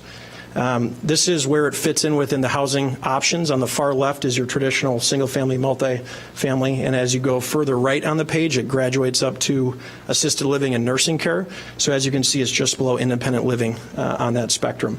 What is the big difference? All of them offer housing options, but really housekeeping, transportation, meals, you pay for them when you want them. So it allows you to live in a small unit and an affordable rent, but live big in the community overall and pay for things when you want them. So it's really a flexible living arrangement. There's no nursing care. There's no health care on site. It's not assisted living. This is a kind of a stepping stone to a facility that you found around this Evanston area. Where does it compare in rent? We're as active living in the middle of this chart. On the far left is a traditional, just straightforward multifamily apartment, and on the far right is the independent living facilities located surrounding the area. Just from rough math, it's hard to read on this chart. The one bedrooms are in red. That's about a $2,000 one bedroom rent for a traditional apartment.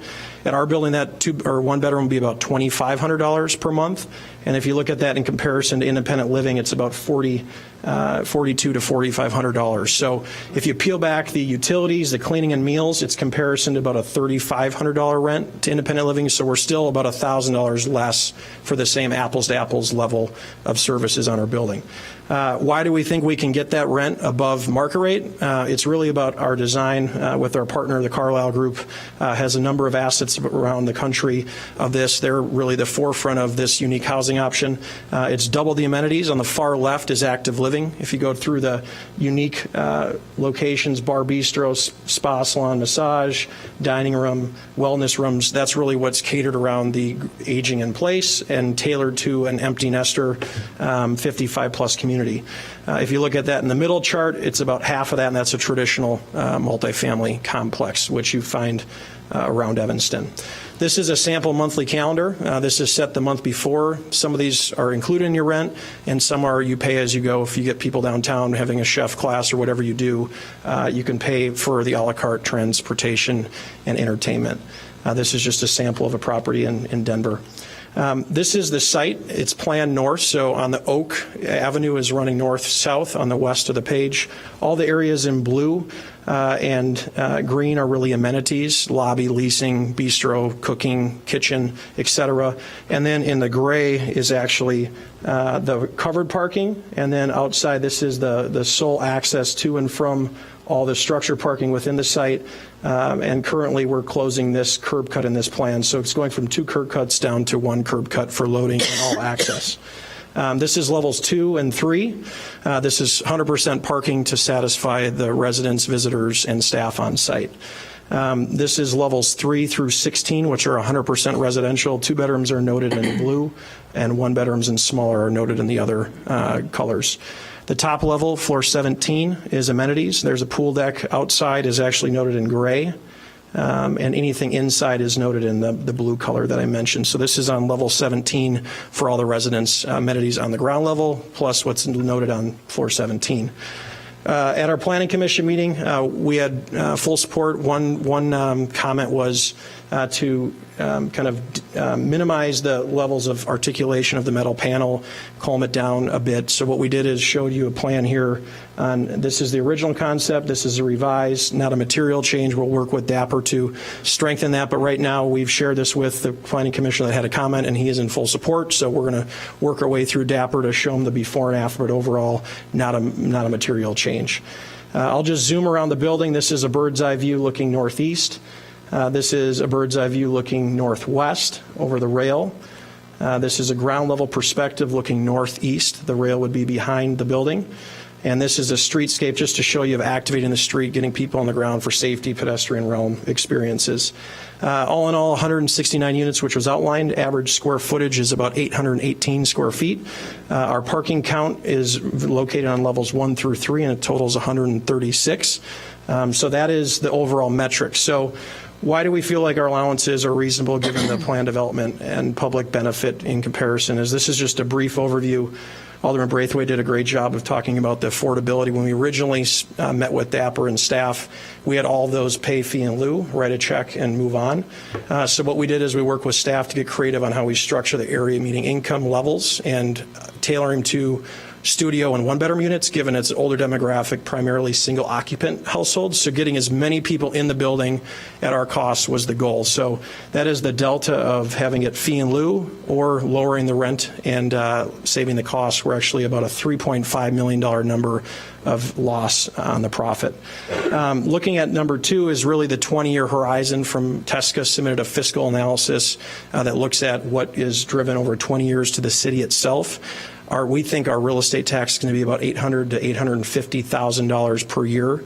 It's at a net zero right now. It's a parking lot for the office building. So growing that tax base about $800,000 to $850,000 per year from zero to date is big. And this is just the city's portion, but obviously the school districts, et cetera, with no impact on the schools because it's age restricted, is very material. Jumping, there's just the spreadsheet that's in your packet that was submitted with staff, and they've reviewed it, but this is submitted by TESCA Associates. Next is the dog park. We had a north portion of our site, which was kind of a triangle that we could have just landscaped, but we thought, let's get creative, make it a dog park open to the public. All dogs will be licensed with the Evanston rules and regulations, just like any other dog park, but open to the public. Jumping there to the next is wayfinding signage. We're going to integrate wayfinding signage, working with staff to make it more pedestrian friendly. Public benefit of bike stalls. We're including new bike stalls in the right of way for all the neighbors and visitors. And then also we're going to repaint the bike lanes on Church Street between Oak and Maple, which is south of our site. So it's actually repainting that bike lane that's diminished over time. Increasing parking stall count. One of the big items here was what are we doing with the parking on the street, the public parking? We're actually adding a net gain. So there's 45 stalls there today, and we're going to add 4 of them, and they're also going to be 2 of the 4 going to be ADA compliant. Transit tracker, that's just tying it into the transit system for visitors and occupants of our building. We're going to have a screen in the front lobby facing outside. Increasing the tree canopies, increasing the green space. We're adding 6 trees in the right-of-way over the current count. Covering the cost for a countdown ticker at the intersection of Ridge and Maple. So that's not near our site, it's an off-site fee in lieu that we're covering the cost for. And then looking at the on-street pay boxes, one of the comments was a lot of those meters are failing, they're expensive to maintain. As part of our development, we're going to take those down and pay fee in lieu for 2 pay boxes so you can pay via phone electronically. And then this one is really large. It might not be the largest figure on the page, but safety is a big concern that we've heard throughout the public process. So our goal is to make this crossing between Oak and the western portion of our site more safe and pedestrian friendly. So we're adding signs, increasing the curbs to shorten the crosswalk for the neighborhood. If you take up all those costs, we can argue up or down a few dollars, but I think the magnitude is about $4.5 million depending on how you look at that affordable component. But we view this as a strong proposal on our behalf. So really quickly to jump through some of the concerns that we heard. The first meeting we had, it was our 17 units pay fee in lieu.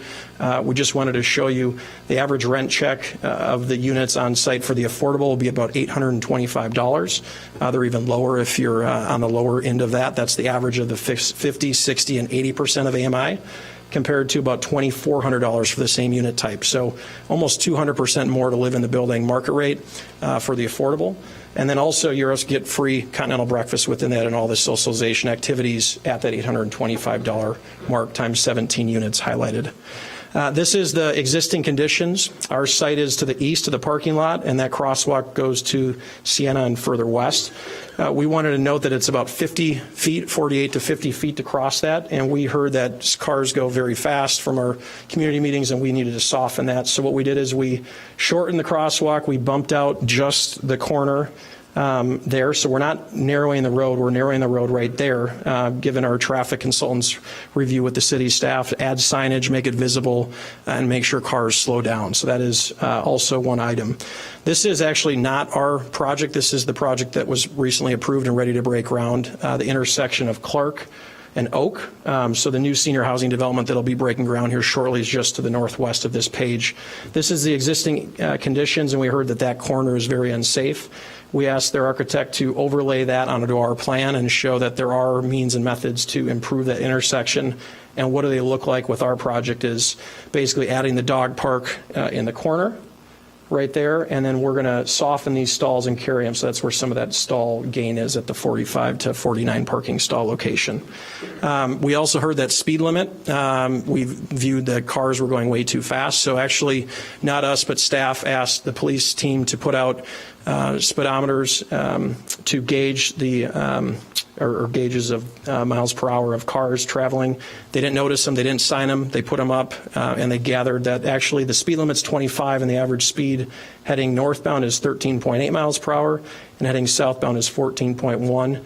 And if you look at on the bottom, these are the high end zones. So yes, people speed above it, but it's within means 5 to 10 miles per hour over on a one-off basis during that duration. So this was not our analysis. This was actually the city's analysis. What we did is we also looked at what you could build here from code compliant and what are those traffic patterns and congestion. We heard that it's an unsafe environment and what is going to happen with your project. Our project's the senior adult housing to the left. This is just trip generation driven by standards that are used across the country. It's not Trammell Crow, it's our traffic engineers using that means and methods. If you look up without the age restriction, the traffic count grows, and then you look at the supermarket, hotel, general office, quality restaurant, and specialty retail, all of which have higher traffic counts. This is just the morning on the left chart and the PM peak. So we look at peak periods because during holidays they're obviously different, but this is really the peak demand. We also heard at Dapper that, hey, you're going from 2 curb cuts to 2 curb cuts. You're having the loading occur on the north and you're having residents enter on the south. Is there a way to integrate the means and methods of loading and pedestrian into one curb cut so cars and trucks are not reversing out to do loading. So what we did is this just shows you that all of our loading occurs in the south portion of our site and basically can do a 3-point turn within our building and exit out, and it shows you that they can go both ways, and staff has reviewed these turning movements. This is the parking stall count at 45 currently. This is showing that we're adding the 2 and the 2 ADA within the 4 increase from 45 to 49. This is not a public parking lot. Like I mentioned, this was a lease negotiation with the office building owner. This was only for North Shore Medical. They've since signed a lease amendment. They moved all their parking across the street. The office building owns the garage below grade, just west of that crosswalk, and those cars are no longer parking in the parking lot. They're parking in the basement of that building. So right now it's closed down. There's no parking occurring, and this is some of the wayfinding signage that you'll see throughout that parking garage. We are code compliant for parking. We're actually code compliant even for market rate with no age restrictions. So the older the demographic, typically the less car demand, but we're about 14 stalls over code. If you look at ITE, which is a national guide of that's about 0.59 per unit and 0.66 per unit. And if you average all of them, we're about 25 cars over that. We've met with the bird-friendly group of Evanston. We've integrated their recommendations into facade zone 1. So collisions of birds are very important. We agree with that. We're in support of that. We're spending money to frit glass on the lower levels of the building so birds don't see through the building and try to fly through it. They actually see some articulation. We've changed our balcony design to not be 100% glass. We're breaking that vertically with pendants to support it, but also break it for the birds. And then also the change in materials was really driven by some of those meetings early on in the process. We've also heard that are we restricting certain people? No, we're not. We are restricting age, which is abided by and set by the Older Persons Act of 1995. So we are going to comply with that, rules and regulations. We're restricting it by age only, and every person in that unit will be 55 plus if they're signing a lease under this law. Also, we wanted to show you that we take pride in every project. We work with Burnham Associates to integrate accessibility, ADA compliant, and go above and beyond code. So everything on this plan, I think you'll hear tonight some of the concerns, and we share that. That's why we picked this site where we view this as we're both striving to improve the area. So we start from the outside of the building, working our way into the building, and then into the units itself. So all these strategies that come at a cost, we believe in it. These are above code. Not anything on that page is just a code compliant level of ADA. And I'll end with the height, and sorry I'm running out of breath here, but the height here is our site is 176 feet to the roof of the 17th floor. As you can see, as you work east to the rail, 259 feet, and as you go south, it moves around. This is just a side section of the height to show you where we fit in within context, and then also to show you where we fit in with if we were to maximize the site development allowance, which is allowed under the code. So we're actually not maximizing it. We wanted to fit within the realm of the area, and we view that this is the right plan. Last, this is the height dimension looking plan north. 189 feet to the top of the parapet, but really by code it's 176 feet to the roof. And then looking at where it could fit in, it's pretty similar, given it's in the area that's zoned on the east side of Oak. It portrays the development plan of higher height. On the west side, it starts to step down. So with that, I'm here for any questions. We have plenty of slides and plenty of people, but thank you very much and really appreciate. I think I'm a little beyond my time, but thank you. Thank you very much. To leave the lights, Erica. So we have people signed up to speak. Again, 3 minutes per person. We'll try to keep to that. And the first one is Mary Jo. Mary Jo.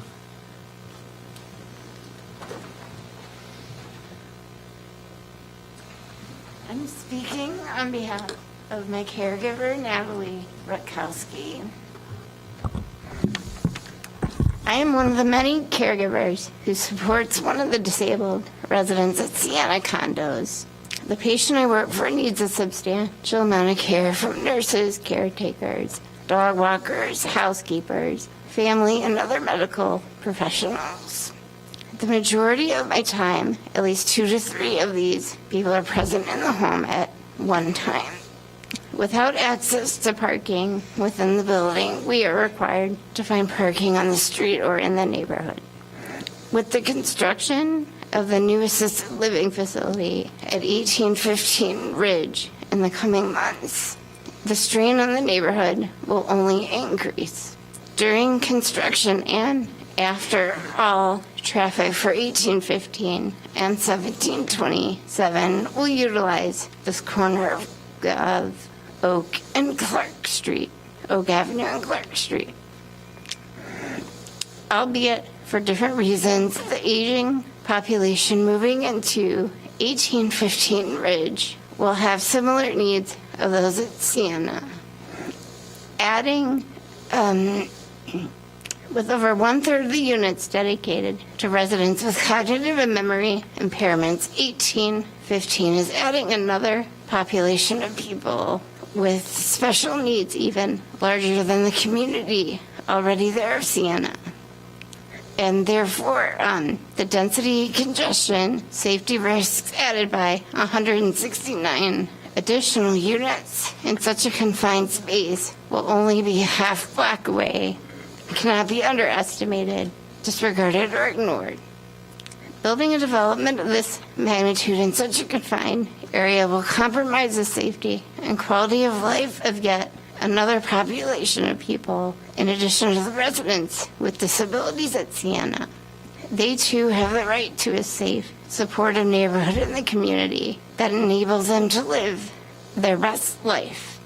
If Evanston is truly committed to helping seniors and disabled residents have the quality of life that we deserve, you will not compromise their safety and well-being by adding this second development in this area. Please support the needs of the disabled community at Sienna and the aging population coming at 1815 Ridge, not the profit of this development. Please do not vote to recommend this development. Thank you. Thank you, Mary Jo.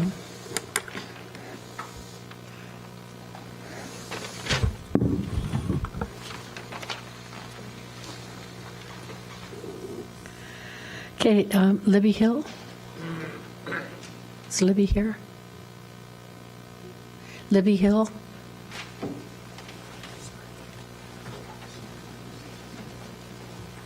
Hi, my name is Libby Hill. I represent Bird Friendly Evanston, and I'm going to be very brief about it.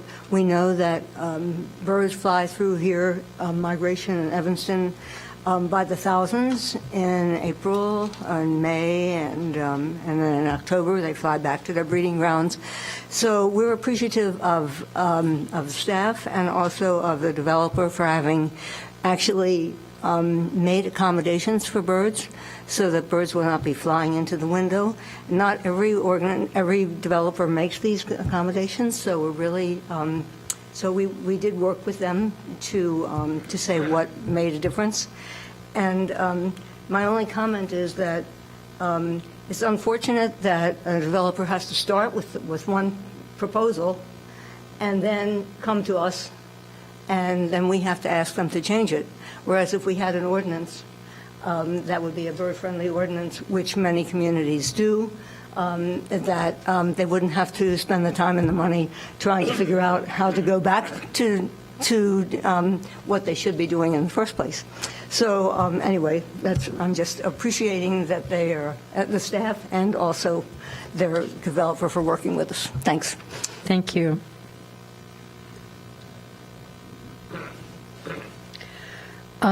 Jennifer Bergner, you're signed up. Bergen, I can't tell, but I don't know what topic you wanted to speak on. Is Jennifer here? No. Okay, Jennifer. Kurt Sheffer, and then TJ Callahan.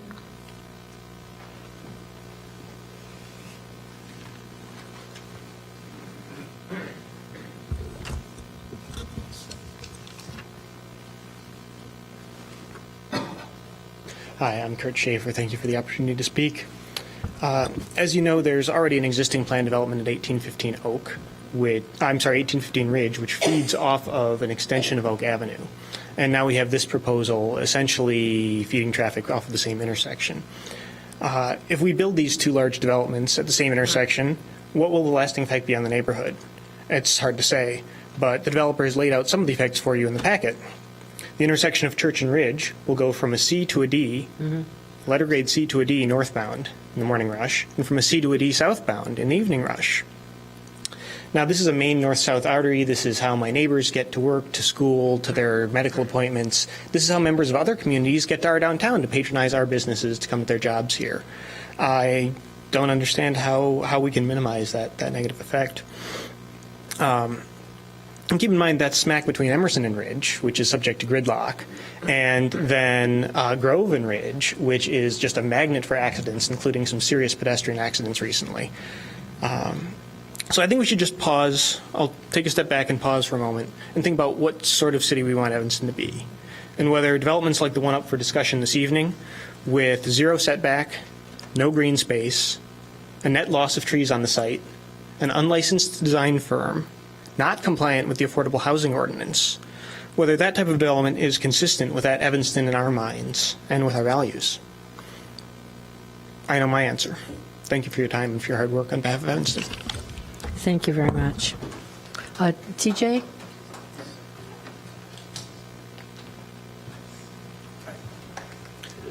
Hi, folks. My name's TJ Callahan. I'm one of the owners of Farmhouse Tavern in downtown Evanston. As a business owner in downtown Evanston, we pay a lot of taxes to the community, and we also employ quite a lot of people from Evanston. So we're truly vested in what is going on in downtown Evanston. When new development potentially comes into downtown, we care a lot about, does it enhance the character of the downtown city district? A development like this, which is going to bring a lot of folks in that are primarily pedestrian-oriented, is attractive, and it will bring more business to support the downtown community. You have a wonderful downtown, and it's part of the reason why so many people want to be in Evanston. So very carefully, thoughtful, created development that comes into downtown is something to be supported. Thanks. Thank you. Philip Crayfield?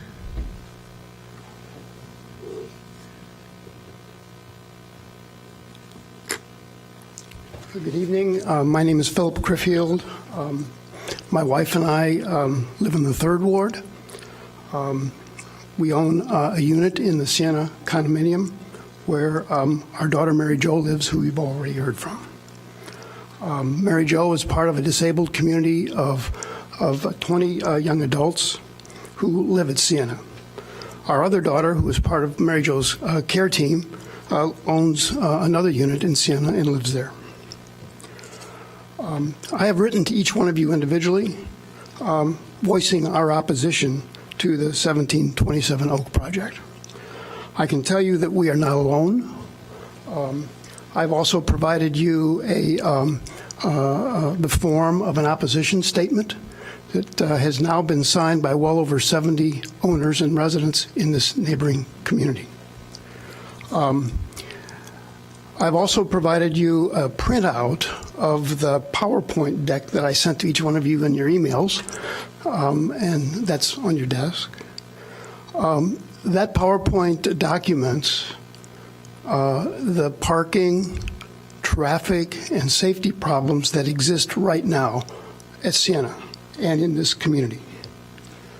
I'm not going to go through all of the deck in detail, but I can say that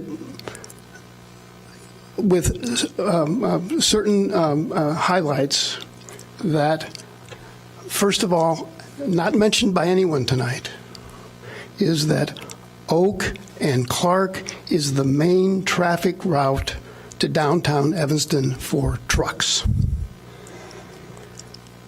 That truck route is for semi-trailers, delivery trucks, you name it, the full gamut of truck traffic getting from the north to downtown Evanston and the post office is on Clark and Oak. Just a few steps north of this main truck route is 1815 Ridge, which you've heard about. And I've shown some of the pictures and the documentation around 1815 Ridge on pages 2, 3, and 4 of the PowerPoint. You've already heard that the only access to 1815 Ridge will be at the turn of Oak and Clark Street in a very narrow, constricted area. And right at this critical point, at the bend of Oak and Clark, the developer's plan for 1727 Oak would replace parallel curbside parking spots with diagonal spots, narrowing the street by the amount of the diagonal exposure of those of the vehicles. That is shown in pages 9 and 10 of your PowerPoint. The developer's traffic study was limited to morning and evening peak hours and did not consider the midday traffic, which we are so concerned about. The daytime traffic is documented in pages 7, 8, and 9 of the PowerPoint. You've already heard that the traffic study did conclude that the critical corner of Ridge and Church Street is going to be downgraded during peak hours. The developer did not do a street parking study, and the daytime street parking that we are concerned about has been documented in slides 5, 6, and 7, or pages 5, 6, and 7 of the PowerPoint.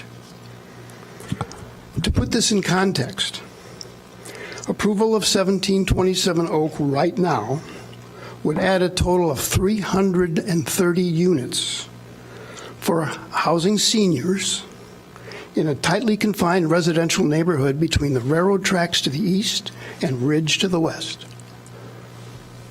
Yet, and you've heard from others that the effects of the 1815 Ridge project on daytime traffic and parking in this neighborhood, when combined with 1727 Oak, is simply unknown.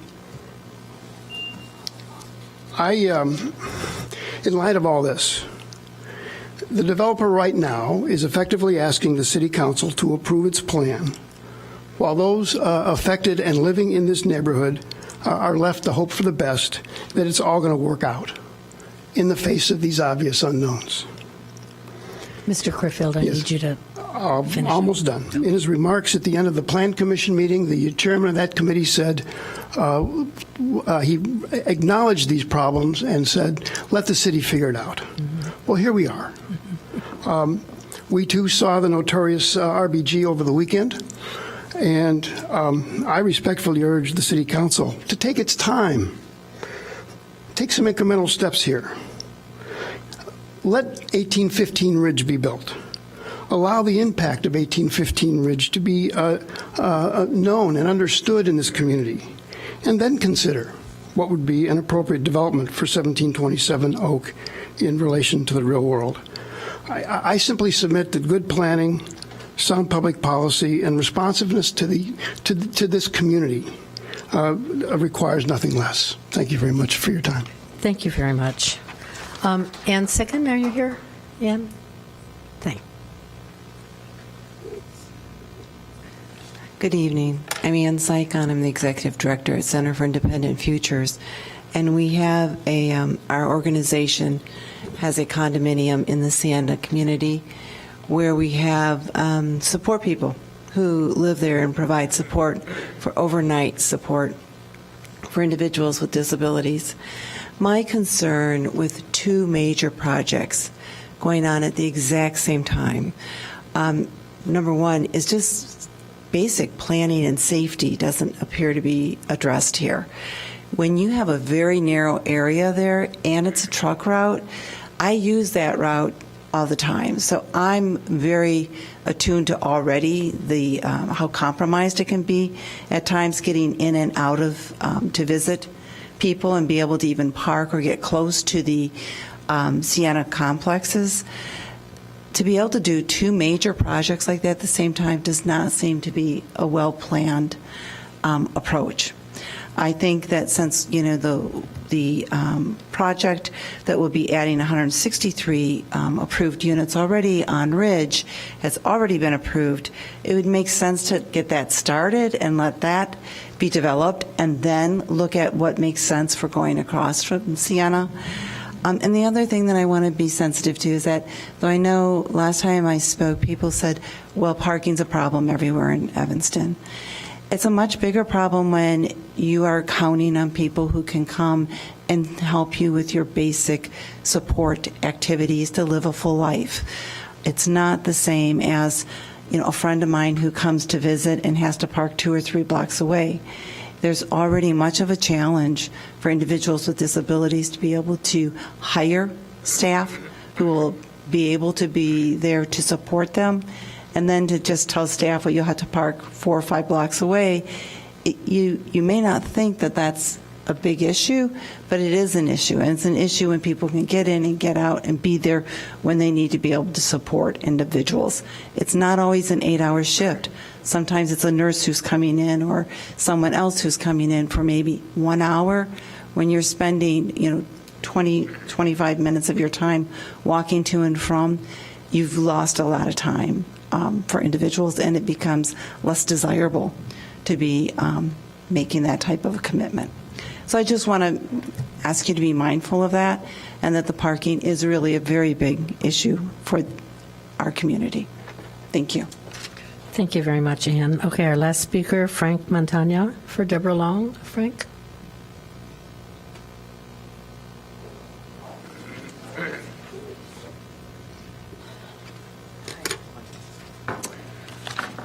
It's been a long evening. So first off, I'd like to thank you all for listening to us. You guys have a very hard job. I'm realizing that from these past 6 months that I've been involved in this, and after living here for 10 years, I can say I've been to the most council meetings and the most public meetings that I've ever been to. And I can tell you it's a tough job. So anyway, I have a note here from Deborah Long, who's an owner in 1740 Oak Avenue. She wanted me to read to you. I have written to all of you regarding the issue of Trammell Crow's employment of Aaron Roseth and his architectural firm ESG. I want to bring you up to date and clarify a number of issues regarding the licensure of this individual and his firm.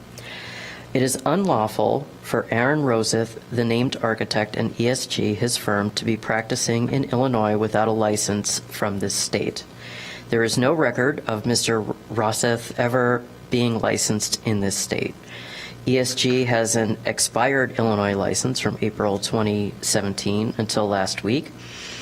It has been unlawfully operating in this state for more than 1 year. A complaint regarding licensure against Mr. Roseth and his firm has been filed with the Illinois Department of Financial and Professional Regulation.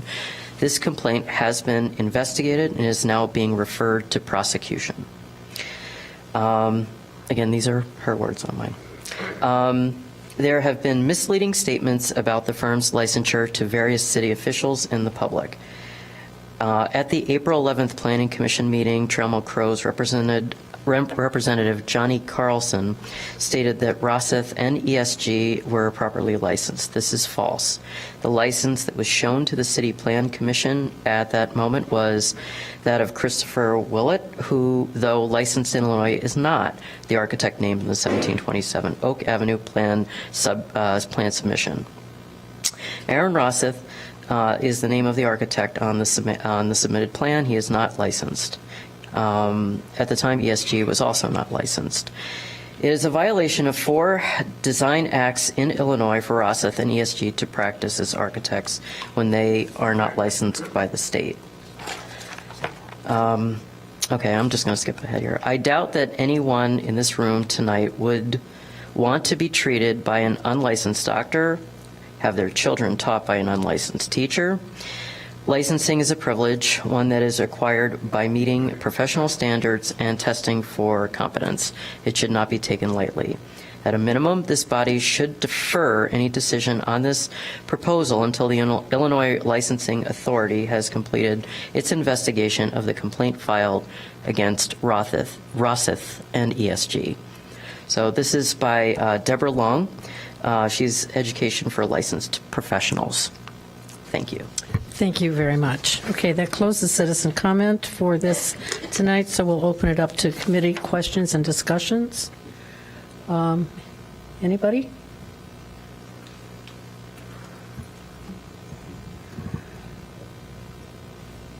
Alderman Nguyen? Well, yes, Madam Chair. I have concerns about the traffic study because, it is true that we do require traffic studies with PUDs, but we are in this position of knowing that there is going to be a development at 1815 Oak Street, and though the impact of that will definitely have an impact on the surrounding streets and traffic, but that was not taken into account because in the 1727 Oak Street study, and it can't be taken into account because it hasn't happened yet. I mean, you could speculate. So I have concerns about that because having Ridge, the corner of Ridge and Church, degrade from a C to a D is really significant. That's an important corner. As everyone has discussed, and anyone who drives through Evanston knows. I think we've tried very hard in Evanston to avoid having D intersections to the greatest degree we can. Having a C intersection is not particularly good. C is not really average. It means not functioning very well. And so that gives me a lot of pause about this. It is an enormous change that's going to happen here in this relatively small block, and it's with the addition of 1815 Oak, it's a little unpredictable what will happen, and then to have 1727 added to it, I think we're going to have a lot of change with, and as I think one of the speakers said, we're just hoping for the best. I agree that the Plan Commission did send this to us with a lot of hope for the best commentary, which I think is really unsatisfying. I'd like them, and I understand they may not have the right answers to it, but I think if they could send things to us with more detailed questions and their concerns, that would be helpful. So I am very worried about the traffic study and what it indicates. I also am very concerned about this being a truck route and the impact that will have on a community that is aimed at people who are 55 and above, and in fact 72 and above is what we're hearing. And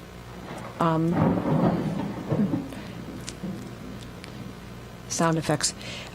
So I'm troubled by that, and I'd like to figure out if there is anything we can do about that corner and what would be done. And I'd like also to say one other thing. I feel really strongly, and I think most of the rest of the council feels very strongly, that public benefits are not things that you are required to do by law.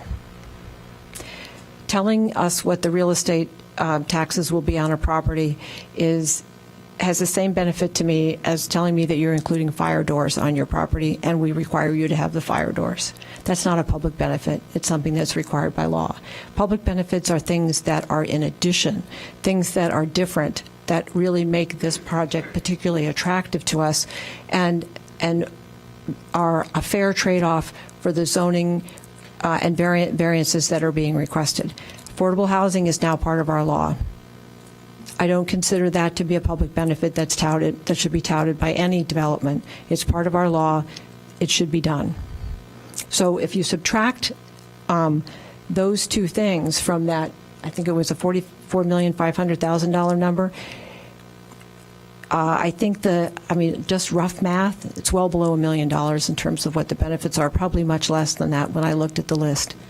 I'm not satisfied with the public benefits here either. Alderman Wilson? Thank you. Alderman Nguyen touched on one of the points. The other project is it's a finite proposal. one of the things I'm wondering is if your traffic consultants could, for lack of a better way of putting it, update this with, including the analysis of the additional project that's on the table. So is that something that we could get updated data on? That traffic study actually included that, and it included a few other projects that were planned, and then also growth of the area. So all that was baked into the analysis. So I think that was incorrect, and I think staff, Scott, if you want to speak to that, all the growth in our traffic study was including those developments. Okay, that's good. I did, obviously I missed that. Hold on. Yes. Our traffic engineer, Javier, is here if you want to speak to that. Good evening. My name is Javier Milan. I'm a senior consultant of KLOA Incorporated, and as it was mentioned, I felt a little bit disturbed about the idea that we didn't include the developments. In reality, when you do a traffic study, you cannot just analyze it in a vacuum. Otherwise, that's really not, it's very disingenuous, So you have to include developments that are either planned or approved in the area. So we included the traffic by our development, certainly. The one at 1815 Rich Avenue, 601 Davis Street, 1571 Maple Avenue, 1454 Sherman Avenue. On top of that, we also took the existing traffic counts and we increased them by a growth factor of 0.5% per year for 5 years. You might ask why? Well, that's what we call background growth, not attributable to any specific development. It's just growth that can happen in the next 5 years that we're not aware of, something that could be coming up. So we didn't analyze this in a vacuum, so we included all that. Because of all those developments and that growth that we included, that's where you start seeing the so-called degradation of the southbound movement. I want you to understand, if you look, and we looked at this, the side traffic at that intersection of Ridge and Ridge and Church, it amounts to 0.5% or less. The reason for the degradation that is so-called from C to D is mainly for the 2.5% growth that we're applying. And again, this is an assumption that it's going to keep on growing. It might go stable, but again, you analyze the worst case conditions. D is acceptable. Let me explain something. I know it sounds very similar to school, A, B, C, D, I have the E, and there's an F. Roads are designed for level of service D, and you might go, whoa, why D? The reason why you don't design for level of service B or C, or even A, you would probably end up having 8-lane roadways at almost every intersection of every community. So you don't design for that, but you want to design for level of service D. You don't design for F, certainly. You don't want that. But these are acceptable levels of service, acceptable by the county, acceptable for municipalities, and acceptable by the state too. So again, in reality, even though it's going down a little bit, it is still within acceptable levels of service. Okay. Just a couple, one of the things that we've been spending a good bit of time on is addressing the traffic concerns on Ridge. You've probably seen that. We've reduced the speed limit. We've made some signal changes to kind of balance things out. But what I guess what I want to make sure we're not doing is in conjunction with that, what we've also seen is I call them aggressive drivers. So, you make a change in one place and you see a change in a pattern somewhere else because aggressive drivers will adapt to, the signal conditions. I don't want to create a situation where we are creating hostilities in the adjacent areas because of this, because of the change. We've made some very, very expensive changes to the Green Bay Ridge intersection to try to get away from our D level of service and get it back to a more functional level. We still have problems with that. I think those problems tend to be more related to a disregard of don't block the intersection. People block the intersection, so it's more driver behavior, I think, as opposed to the actual design of the intersection. But it doesn't take away from that's the practical reality. I'm interested in thinking about ways to potential solutions. So if there are ways to, I don't know if you want to call it redirect the traffic, analyze the flow in a different way, I'd like to try to figure out if there is a way to it just improve the intersections. So. And I believe you're referring specifically Ridge and Church because that's the one that went from C to D. For one approach. If we don't know how many people are going to go north on Ridge, exiting these two projects versus south on Oak, onto Church, and then into the neighborhood. So that's sort of an unknown. I'm not sure really if we can figure that out prospectively at all. Well, is that something you have a sense? And you can't go left on Ridge safely, right? Correct. We do, when we count, we look at the traffic patterns, the existing traffic patterns. And for the most part, those tend to be commuters, just you, me, people that are going to work. So for the most part, they will follow that. Does it mean that it's going to be exactly, to a T? Like if we estimate that it's going to be 15 vehicles, is it going to be exactly 15? No, it could be 18. It could be 12. But it's going to be within that magnitude. So we actually estimate that based on the existing traffic counts. We also looked at the access drives and we counted them for other facilities, condominiums in the area, so you know what the travel patterns are. And you tailor those, or the new ones, based on those, because most likely they're going to follow those. Again, could it be a little bit different? Yeah, but it's still going to be within that magnitude that I mentioned. So that was taken into account. Some of the things that I believe that were not mentioned is they are going to contribute, correct me if I'm wrong, money towards pedestrian countdown timers. So that's something that wasn't brought up, but it's to enhance the pedestrian safety and accessibility. Also, the other development, 1815, the one further north, is also going to contribute towards the other signal for pedestrian countdown timers. So it is definitely enhancing the pedestrian safety and accessibility that you see today by those. It's been proven that pedestrians countdown timers help a lot. Vehicles to actually be aware that it's counting down, but as well as the pedestrians. So that's being done.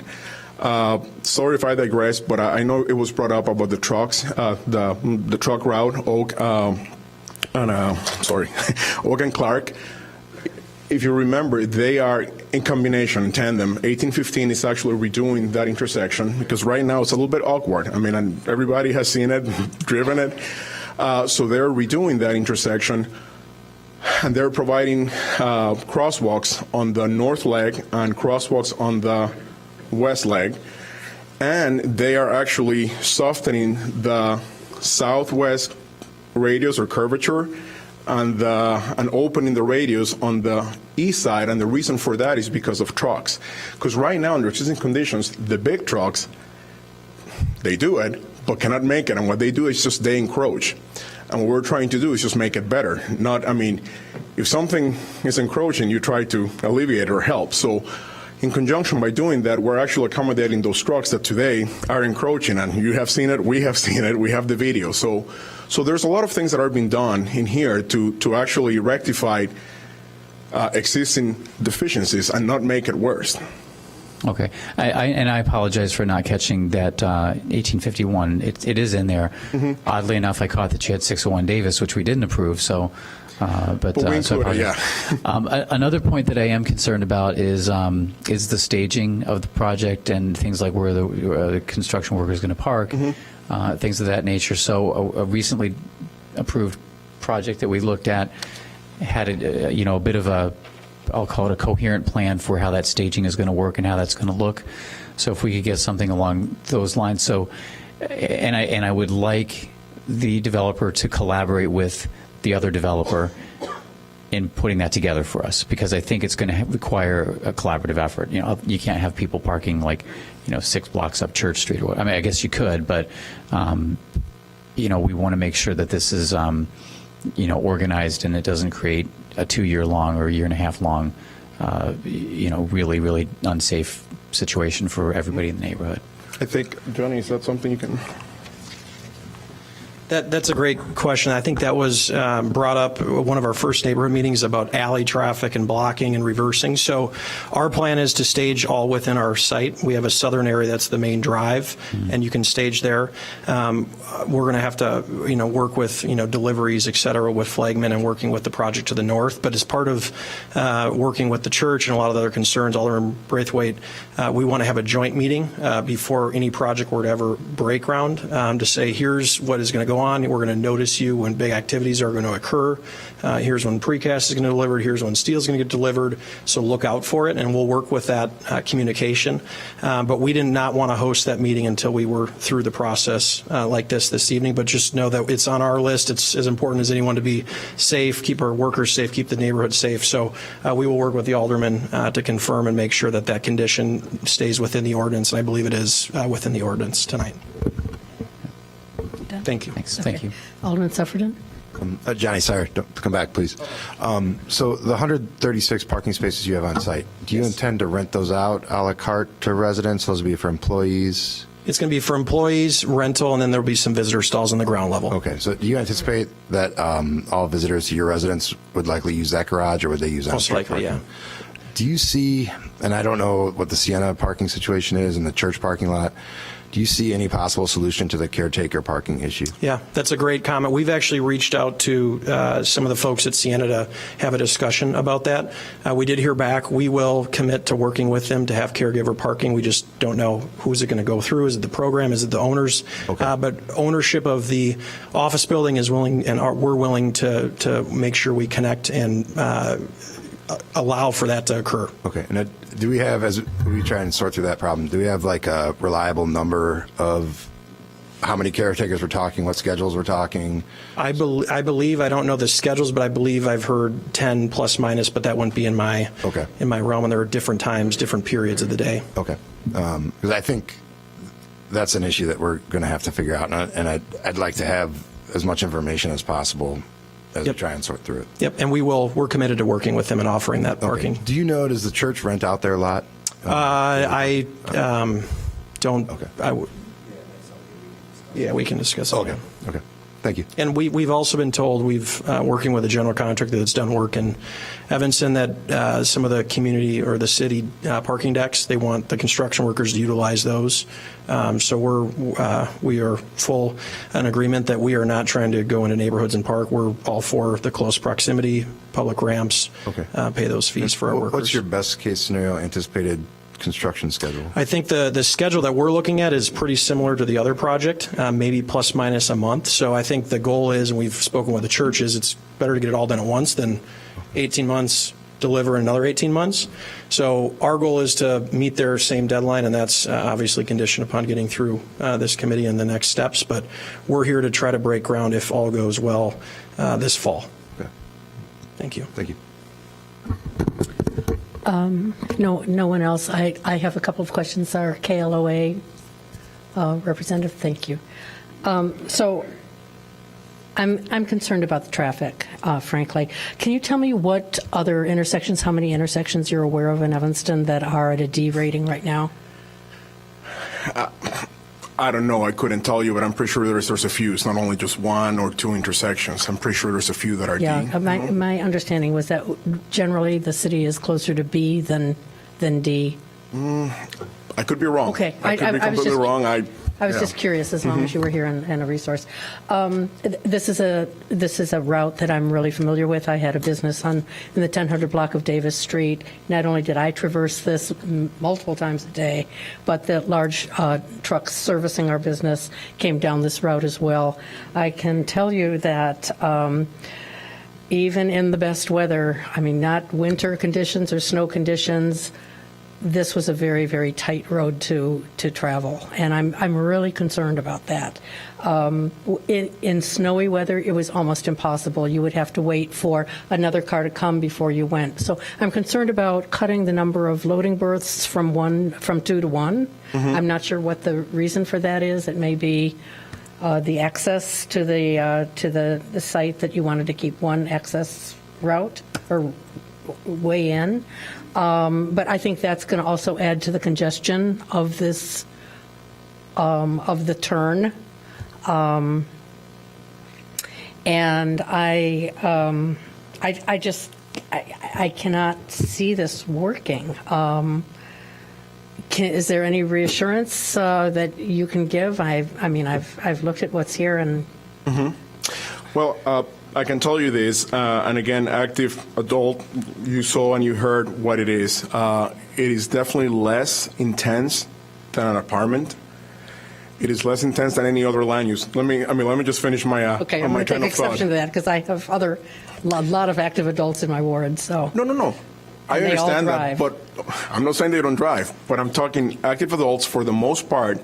It's a lifestyle, like they say, and the surveys, what was alluded to, this is not just something that we survey and, hey, we're fine. This is industry standards, and we're talking hundreds of surveys all over the United States. So you get to see the lows, the highs, and you get to see what is the normal trip generation. That's what we use. Now,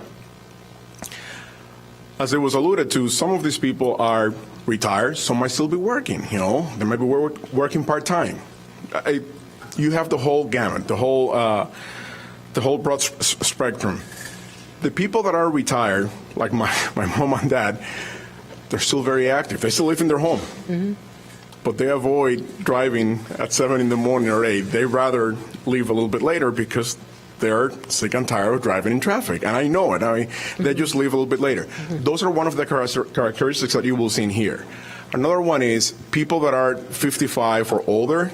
For the most part, they tend not to be tied up to, let's say, school activity. You have to bring your son to school or, things like that. That's why the trip generation goes down. I'm not saying that it doesn't generate anything. I am not saying that. Right. But it is less than any other land use. So in terms of whether it's going to be a big impact, when you compare it to all the other land uses, it's definitely going to be much lower than what could potentially go in there. Okay, well, thank you for that answer, and I think we need to move along. Yes. The last thing I will just say is truck service businesses when they're open. And so a lot of businesses downtown are open at 9:30, 10 o'clock in the morning. So you see a lot of truck activity at that time. So you don't see it during rush hour or so during the day. There's just a lot of congestion going on. But thank Sure, you. no problem. Is there anyone else on the committee who? Okay, I'm sorry, Alderman Ruth Simmons and then Alderman Nguyen.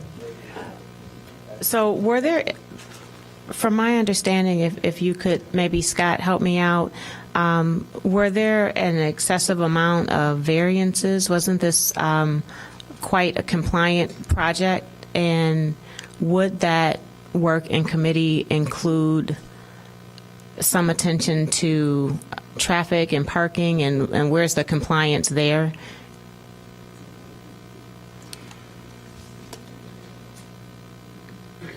Yes, Alderman. There are 4 site development allowances that are being sought for this project.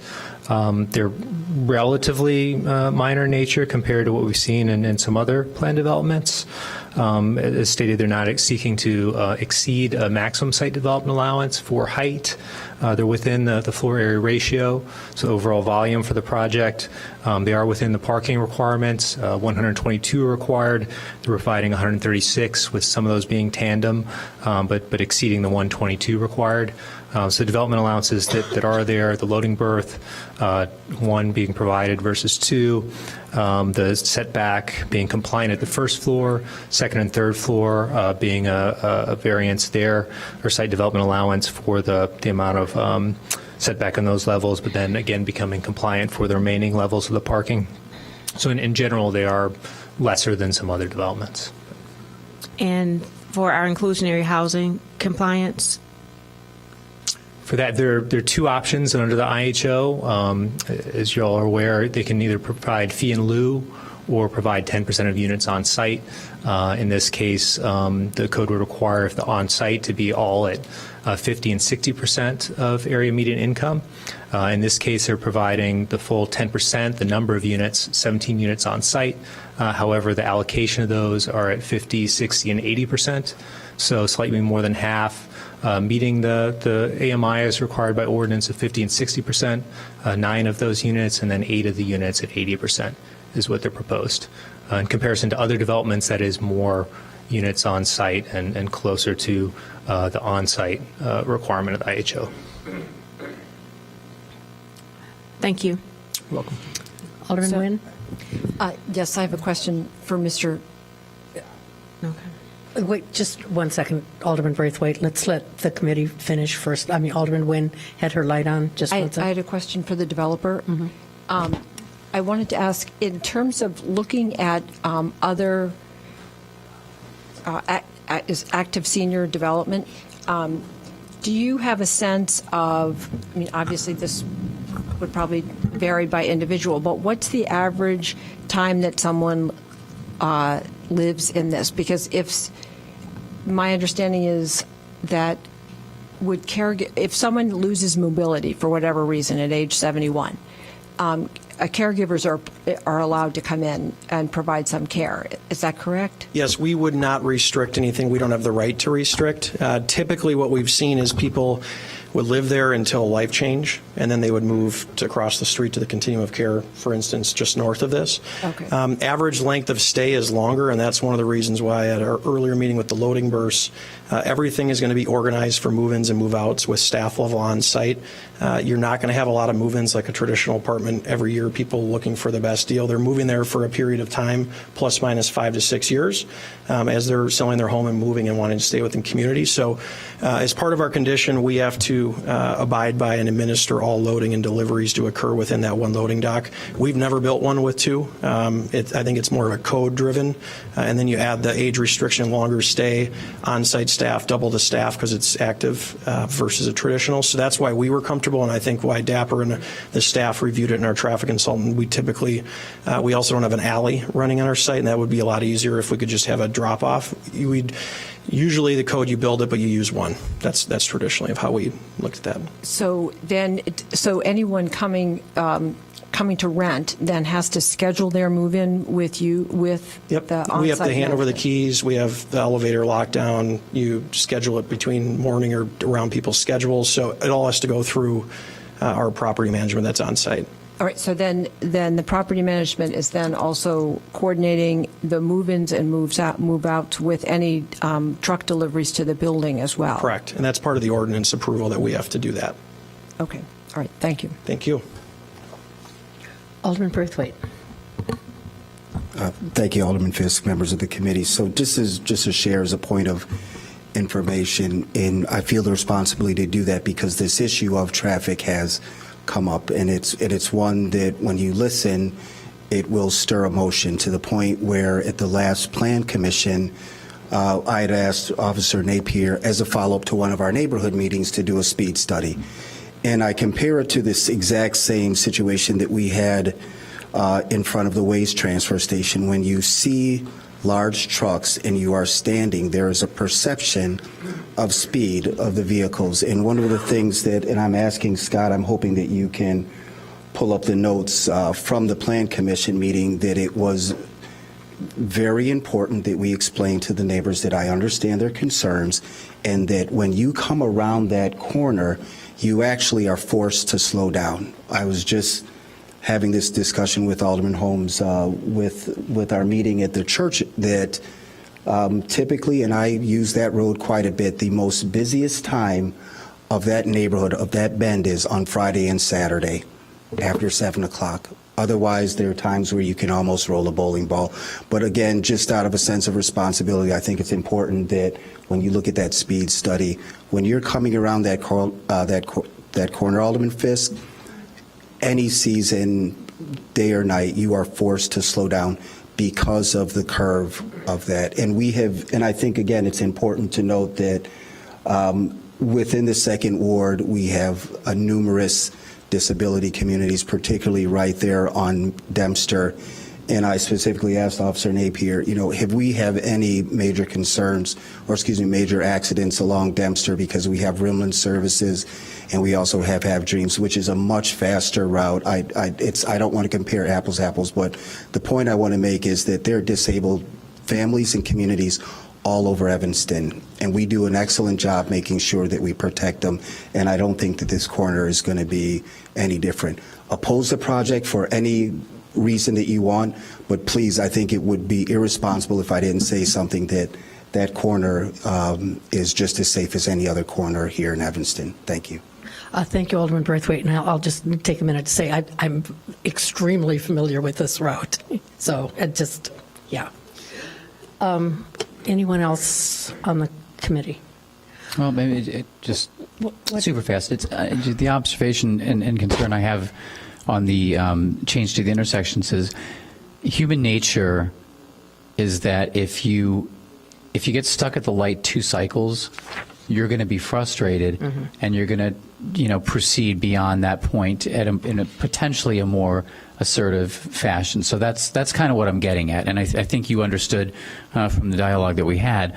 I want to try to mitigate and minimize those types of, they're not good reactions, but I think they're predictable and they're expected. So we want to do what we can to make sure that we minimize that potential impact.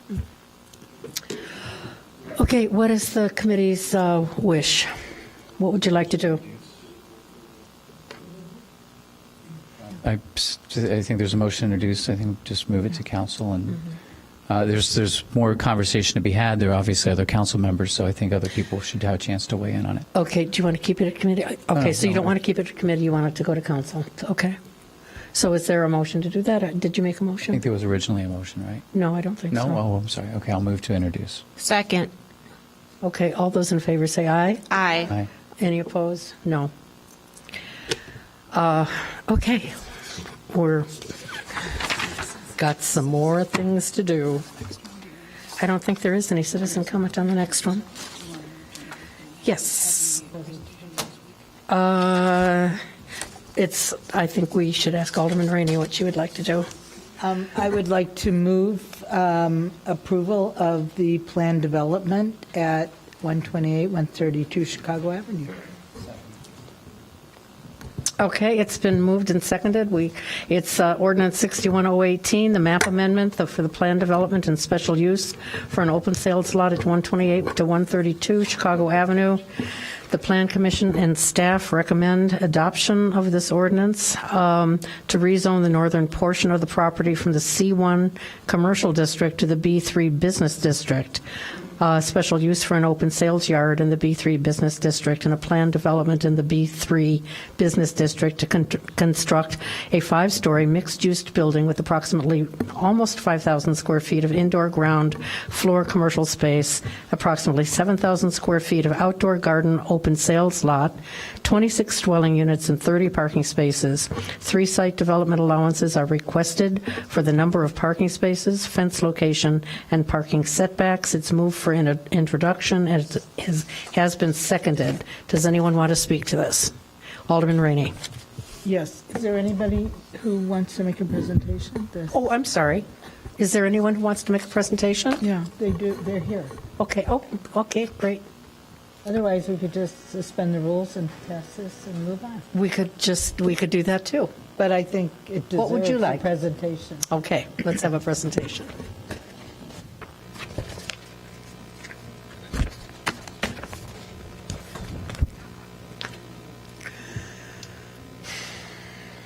Thank you very much, and thanks again to all of the staff and the various departments we've been working with over the last 18 months on this project.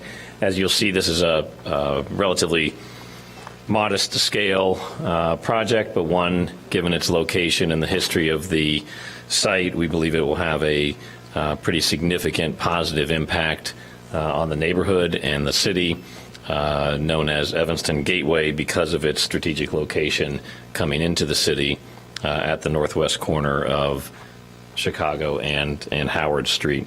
So we appreciate being here tonight to request your approval for the ordinance, the rezoning of one parcel when with just 3 development allowances. And we are in agreement with all of the conditions in the ordinance. We would like further discussion on condition G. I'll try to keep this to just under 5 minutes, I think, as I've been asked. As you see here is the rendering of the project, as has been described. This is the site that I'm sure a number of you are all familiar with. We've made various presentations to committees, to staff, to public meetings, to DAPR as well.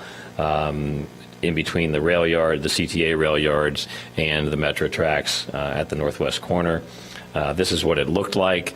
You'll remember the single-story auto repair shop that sat vacant and blighted, and a number of various uses over the years that it's now been demolished.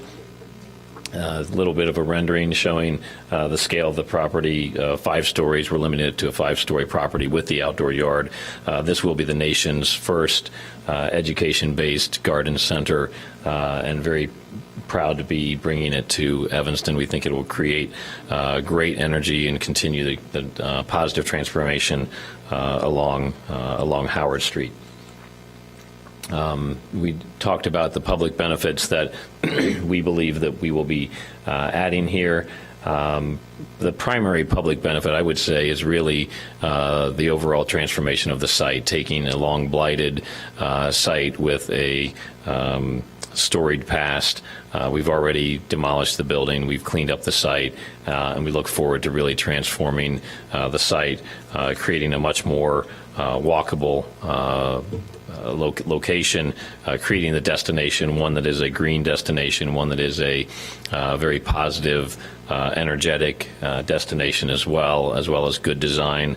And we hope to incorporate working with Metra to incorporate a beautification lease with Metra along the bank of the tracks that will allow the nonprofit entity, Peterson Garden Project, to incorporate demonstration gardens as well.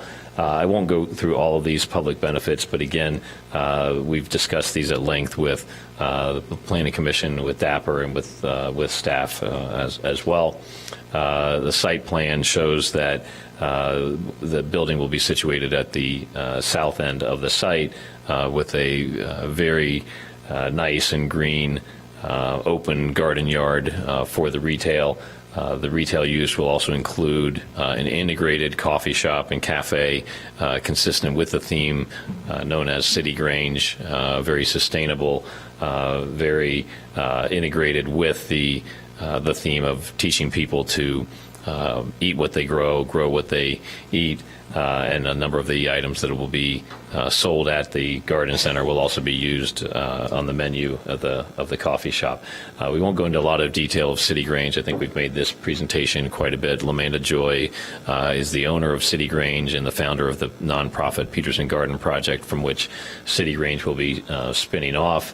It'll be, again, as I said, it'll be a unique destination. It will be a for-profit business catering to active urban gardeners, and we think this will also be a great amenity to the apartments that will be above as well.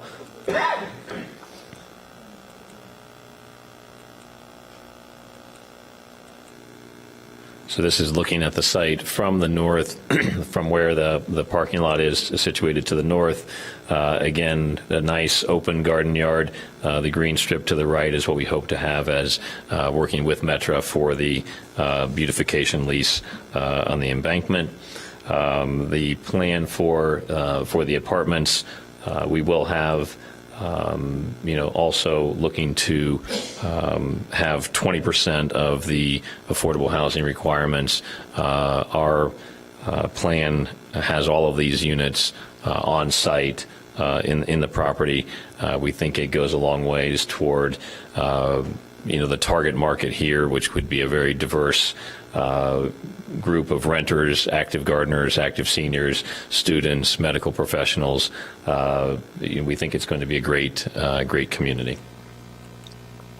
This shows the retail space on the ground floor, and then the apartment units that we have situated. Again, not a large-scale development.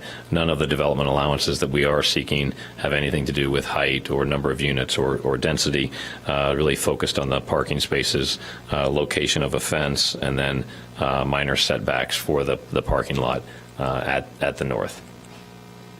So a few of the renderings that have incorporated feedback from the community meetings, from DAPR, from discussions with the Bird Friendly group as well.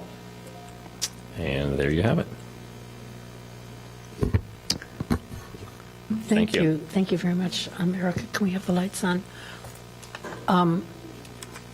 Okay, I had a question for you. I love this project. Thank you. I think it's really nice. The only question I had is, I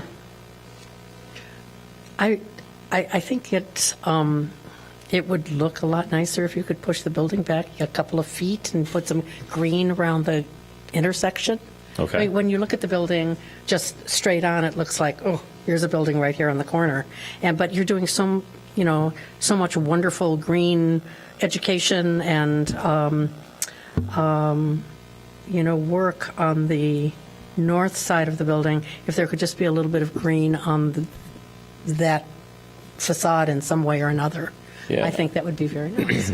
Okay. Just a suggestion. Yeah, I don't think that it would be possible to actually set the building back from the street, but I think I know you're not required to do that. right. So, right. But I think what's showing here is we do what it is. It does bring a very active, pedestrian-friendly street presence, and the corner here that you see will be the coffee shop, and also combined with the garden center, and the use of the glass on the first floor, will provide hopefully a very open and welcoming feel from the corner. Anybody else? Alderman Wilson? It probably comes as no surprise to some, but I do see there is a bike lane on the other side of the street. You go in the other direction. I see that there is some street parking added in. So I just have some reservations on how that traffic flow is going to work with the additional street parking. With the street parking, I assume, is partially to make up for the elimination of the spots on the lot. That is correct. Right. Okay. Yes, I think from the very beginning it was important to, since we are incorporating what is currently now a lot that is owned by the City of Evanston for surface parking, in addition to the 30 parking spots that we're providing to the north of the site. We thought it was important. It was important to the city to have additional spots along the street. So we did work with the traffic engineer with the traffic study, and this is something that has been modified since our original plans for the width of those. The parking stalls, not as many stalls as we actually had initially proposed because of some of the turns as you get to the intersection. Okay. I took a drive by it today, but it was right when the storms were unleashing, so I didn't get to spend too much time. But anyway, it's just a reservation. It's not, so it's just something on my mind. So I'll inquire more if I have more specific questions between now and next time. Alderman Rainey? On that issue, the parking on Chicago Avenue, as you go south, directly across Howard Street, there's parking on both sides of the street on Clark Street. So it's really going to flow better because there's a bunch of cars trying to get in when you get in the middle of the intersection, and this way they'll just go straight through. And there are bike lanes on both sides of Howard Street, as you well know. Yeah. So I'll wait till he's finished. Are you finished, David? I am finished. Okay. All right. I want to get into some of the issues about the building and some of the positives. Well, first of all, the first public meeting we had at the Levy Center, we had a standing room only crowd, and this is one of the main issues there. And one of our staff members said that this was going to be this was in January, I believe. This is going to be an interesting journey because it was the first time he ever heard an audience clap after a developer sat down. Nobody complained. The only thing that anybody complained about, and has been consistent since the day this was brought forward, is the parking lot at the corner of Howard and Chicago Avenue. And I want to talk about that just very briefly. I've asked for it's a permitted lot. I've asked for the addresses of all the people in that permitted lot, and it is full. There are 2 spaces taken up by one unit on Clyde Street, which is the street right on the other side of the Union Pacific tracks. There is 1 space rented by somebody east of Chicago Avenue. There is one space rented by someone who lives in 415 Howard where they have more parking than, this is before, back in the day when we didn't make exceptions for parking if you're across the street from a train station. All of the rest of those spaces are taken up by Chicago residents. So the person coming to meetings regarding the loss of that parking lot and the indication being that Clyde and Callan are going to be jammed with the overflow is not accurate. There's only 2 people from Clyde in that space. And we haven't been taking reservations for that ever since you appeared on the scene. Also, that, and I've said this before at earlier meetings, probably one of our most contaminated sites in the city of Evanston, that parking lot. There are still tanks there, are there not? Yes. We believe there are, yes. And as 3 or 4. soon as we sell this lot to this developer, all of that is going to be cleaned up. So I think that's a big plus. I know it's required by law, but it's still a big plus. You can't deny it. One of the things that I am going to ask the council to relieve the developer of, there are going to be 9 spaces on Chicago Avenue. You know, I don't know what it takes to hook those 9 spaces, the parking meters, up to our Park Evanston system. I can't believe it's going to be totally impossible because right around the street they're hooked up to that system. But I'm not sure if it was I think Dapper asked them, or maybe just our planning staff asked him or told him that one of his requirements is that he pay $8,500 for the installation of a payment box. There are only 9 spaces. That seems out of sync with the number of spaces. If there were a couple of blocks of spaces and they needed a couple of pay boxes and it was $17,000, that might be different, but there are 9 spaces. And I think that is a tremendous waste of money, putting in a pay box. And when he could be using that money, $8,500, to do a nice public benefit someplace else, and I'm not sure where that would be, but that just does not feel good to me. And so I would ask our staff, is whoever's here tonight from Park, Erica? Can't they just pay with the app on their phone? I mean, couldn't we put up a sign saying pay with the app on your phone? No, you just put it on the meter. We'd be willing to pay for that sign. Erica, why, Ms. Barley, why can any new meter we put in be part of that system? Yes, Madam Chair, members of the committee, we have a number of options that could be implemented at that location. We could potentially purchase new meters. We could repurpose old meters. As you know, we have problems with our existing meters, and they're not always that reliable. We could do a pilot zone and just do mobile payments only in that zone and not have other mechanisms. So it's up to the discretion of the council as to what we put in that location. It seems economically unwise and inefficient to have, and who likes pay boxes? I mean, I don't know. But it just doesn't make sense. It's so much money for 9 meters. Anyway, I do like the idea of the meters there.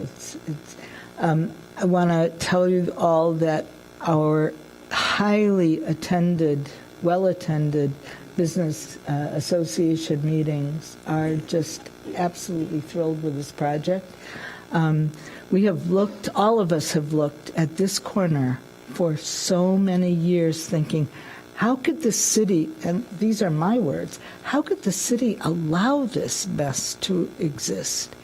And, you know, I remember going there with, you know, so many different economic development directors and standing there and just looking at the place. And then along came this developer and City Grange, and I'm just absolutely thrilled with this project. And everybody I know is, other than a few people, about parking. And I think with the facts, they'll understand that that's not going to be a problem. These people are not going to go around Clyde and Callan to park, and Clyde and Callan, the people who live over in Chicago, they can't park over there because we have resident parking. So anyway, I really encourage everyone to support this and to approve removing the parking pay box is on page 478, letter G. It's that requirement. So I'd like to move that be removed. Okay, that's your motion. Is there a second? Okay. Any other comments? Then all in favor say aye. Aye. Any opposed? Okay, great. Can I you. just ask, did we do P1 and P2 correctly? Did we move P1 and P2 together? Or did we not do what we should have done on P1? I believe it was done correctly. We're going to hold P1 at full council as it travels with P2. Okay.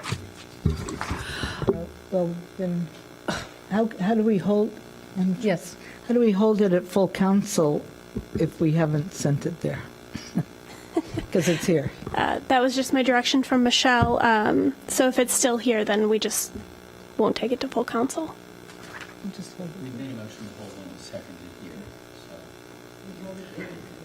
Okay. Yeah, so it's still held in the committee. Okay, I just wanted to make sure we were doing it correctly. Alderman Rainey. I know this is after the fact, but I am thinking, since I've not heard any opposition at all from the community regarding this project, I would like to ask the committee to accept a suspension of the rules and approval of it this evening. Yeah, we problem with that? Yeah. Huh? It is a development, and it's not published. I really am reluctant to do that, All so right. I wouldn't support that. And we like to take as long as possible. Okay. It'll come up the next meeting for approval. There was one other item not on our agenda, but we've been asked to untable the front porch discussion from our committee so that it can be returned to the Plan Commission for discussion.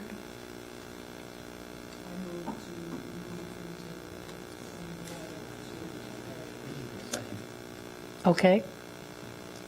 All those in favor, say aye. Aye. Any opposed? Okay, that is done. Are there any communications? Okay, well, is there a motion to adjourn? Second. All righty. City Council, we're adjourned. City Council will begin, how about 5 minutes, since that'll be 11 o'clock.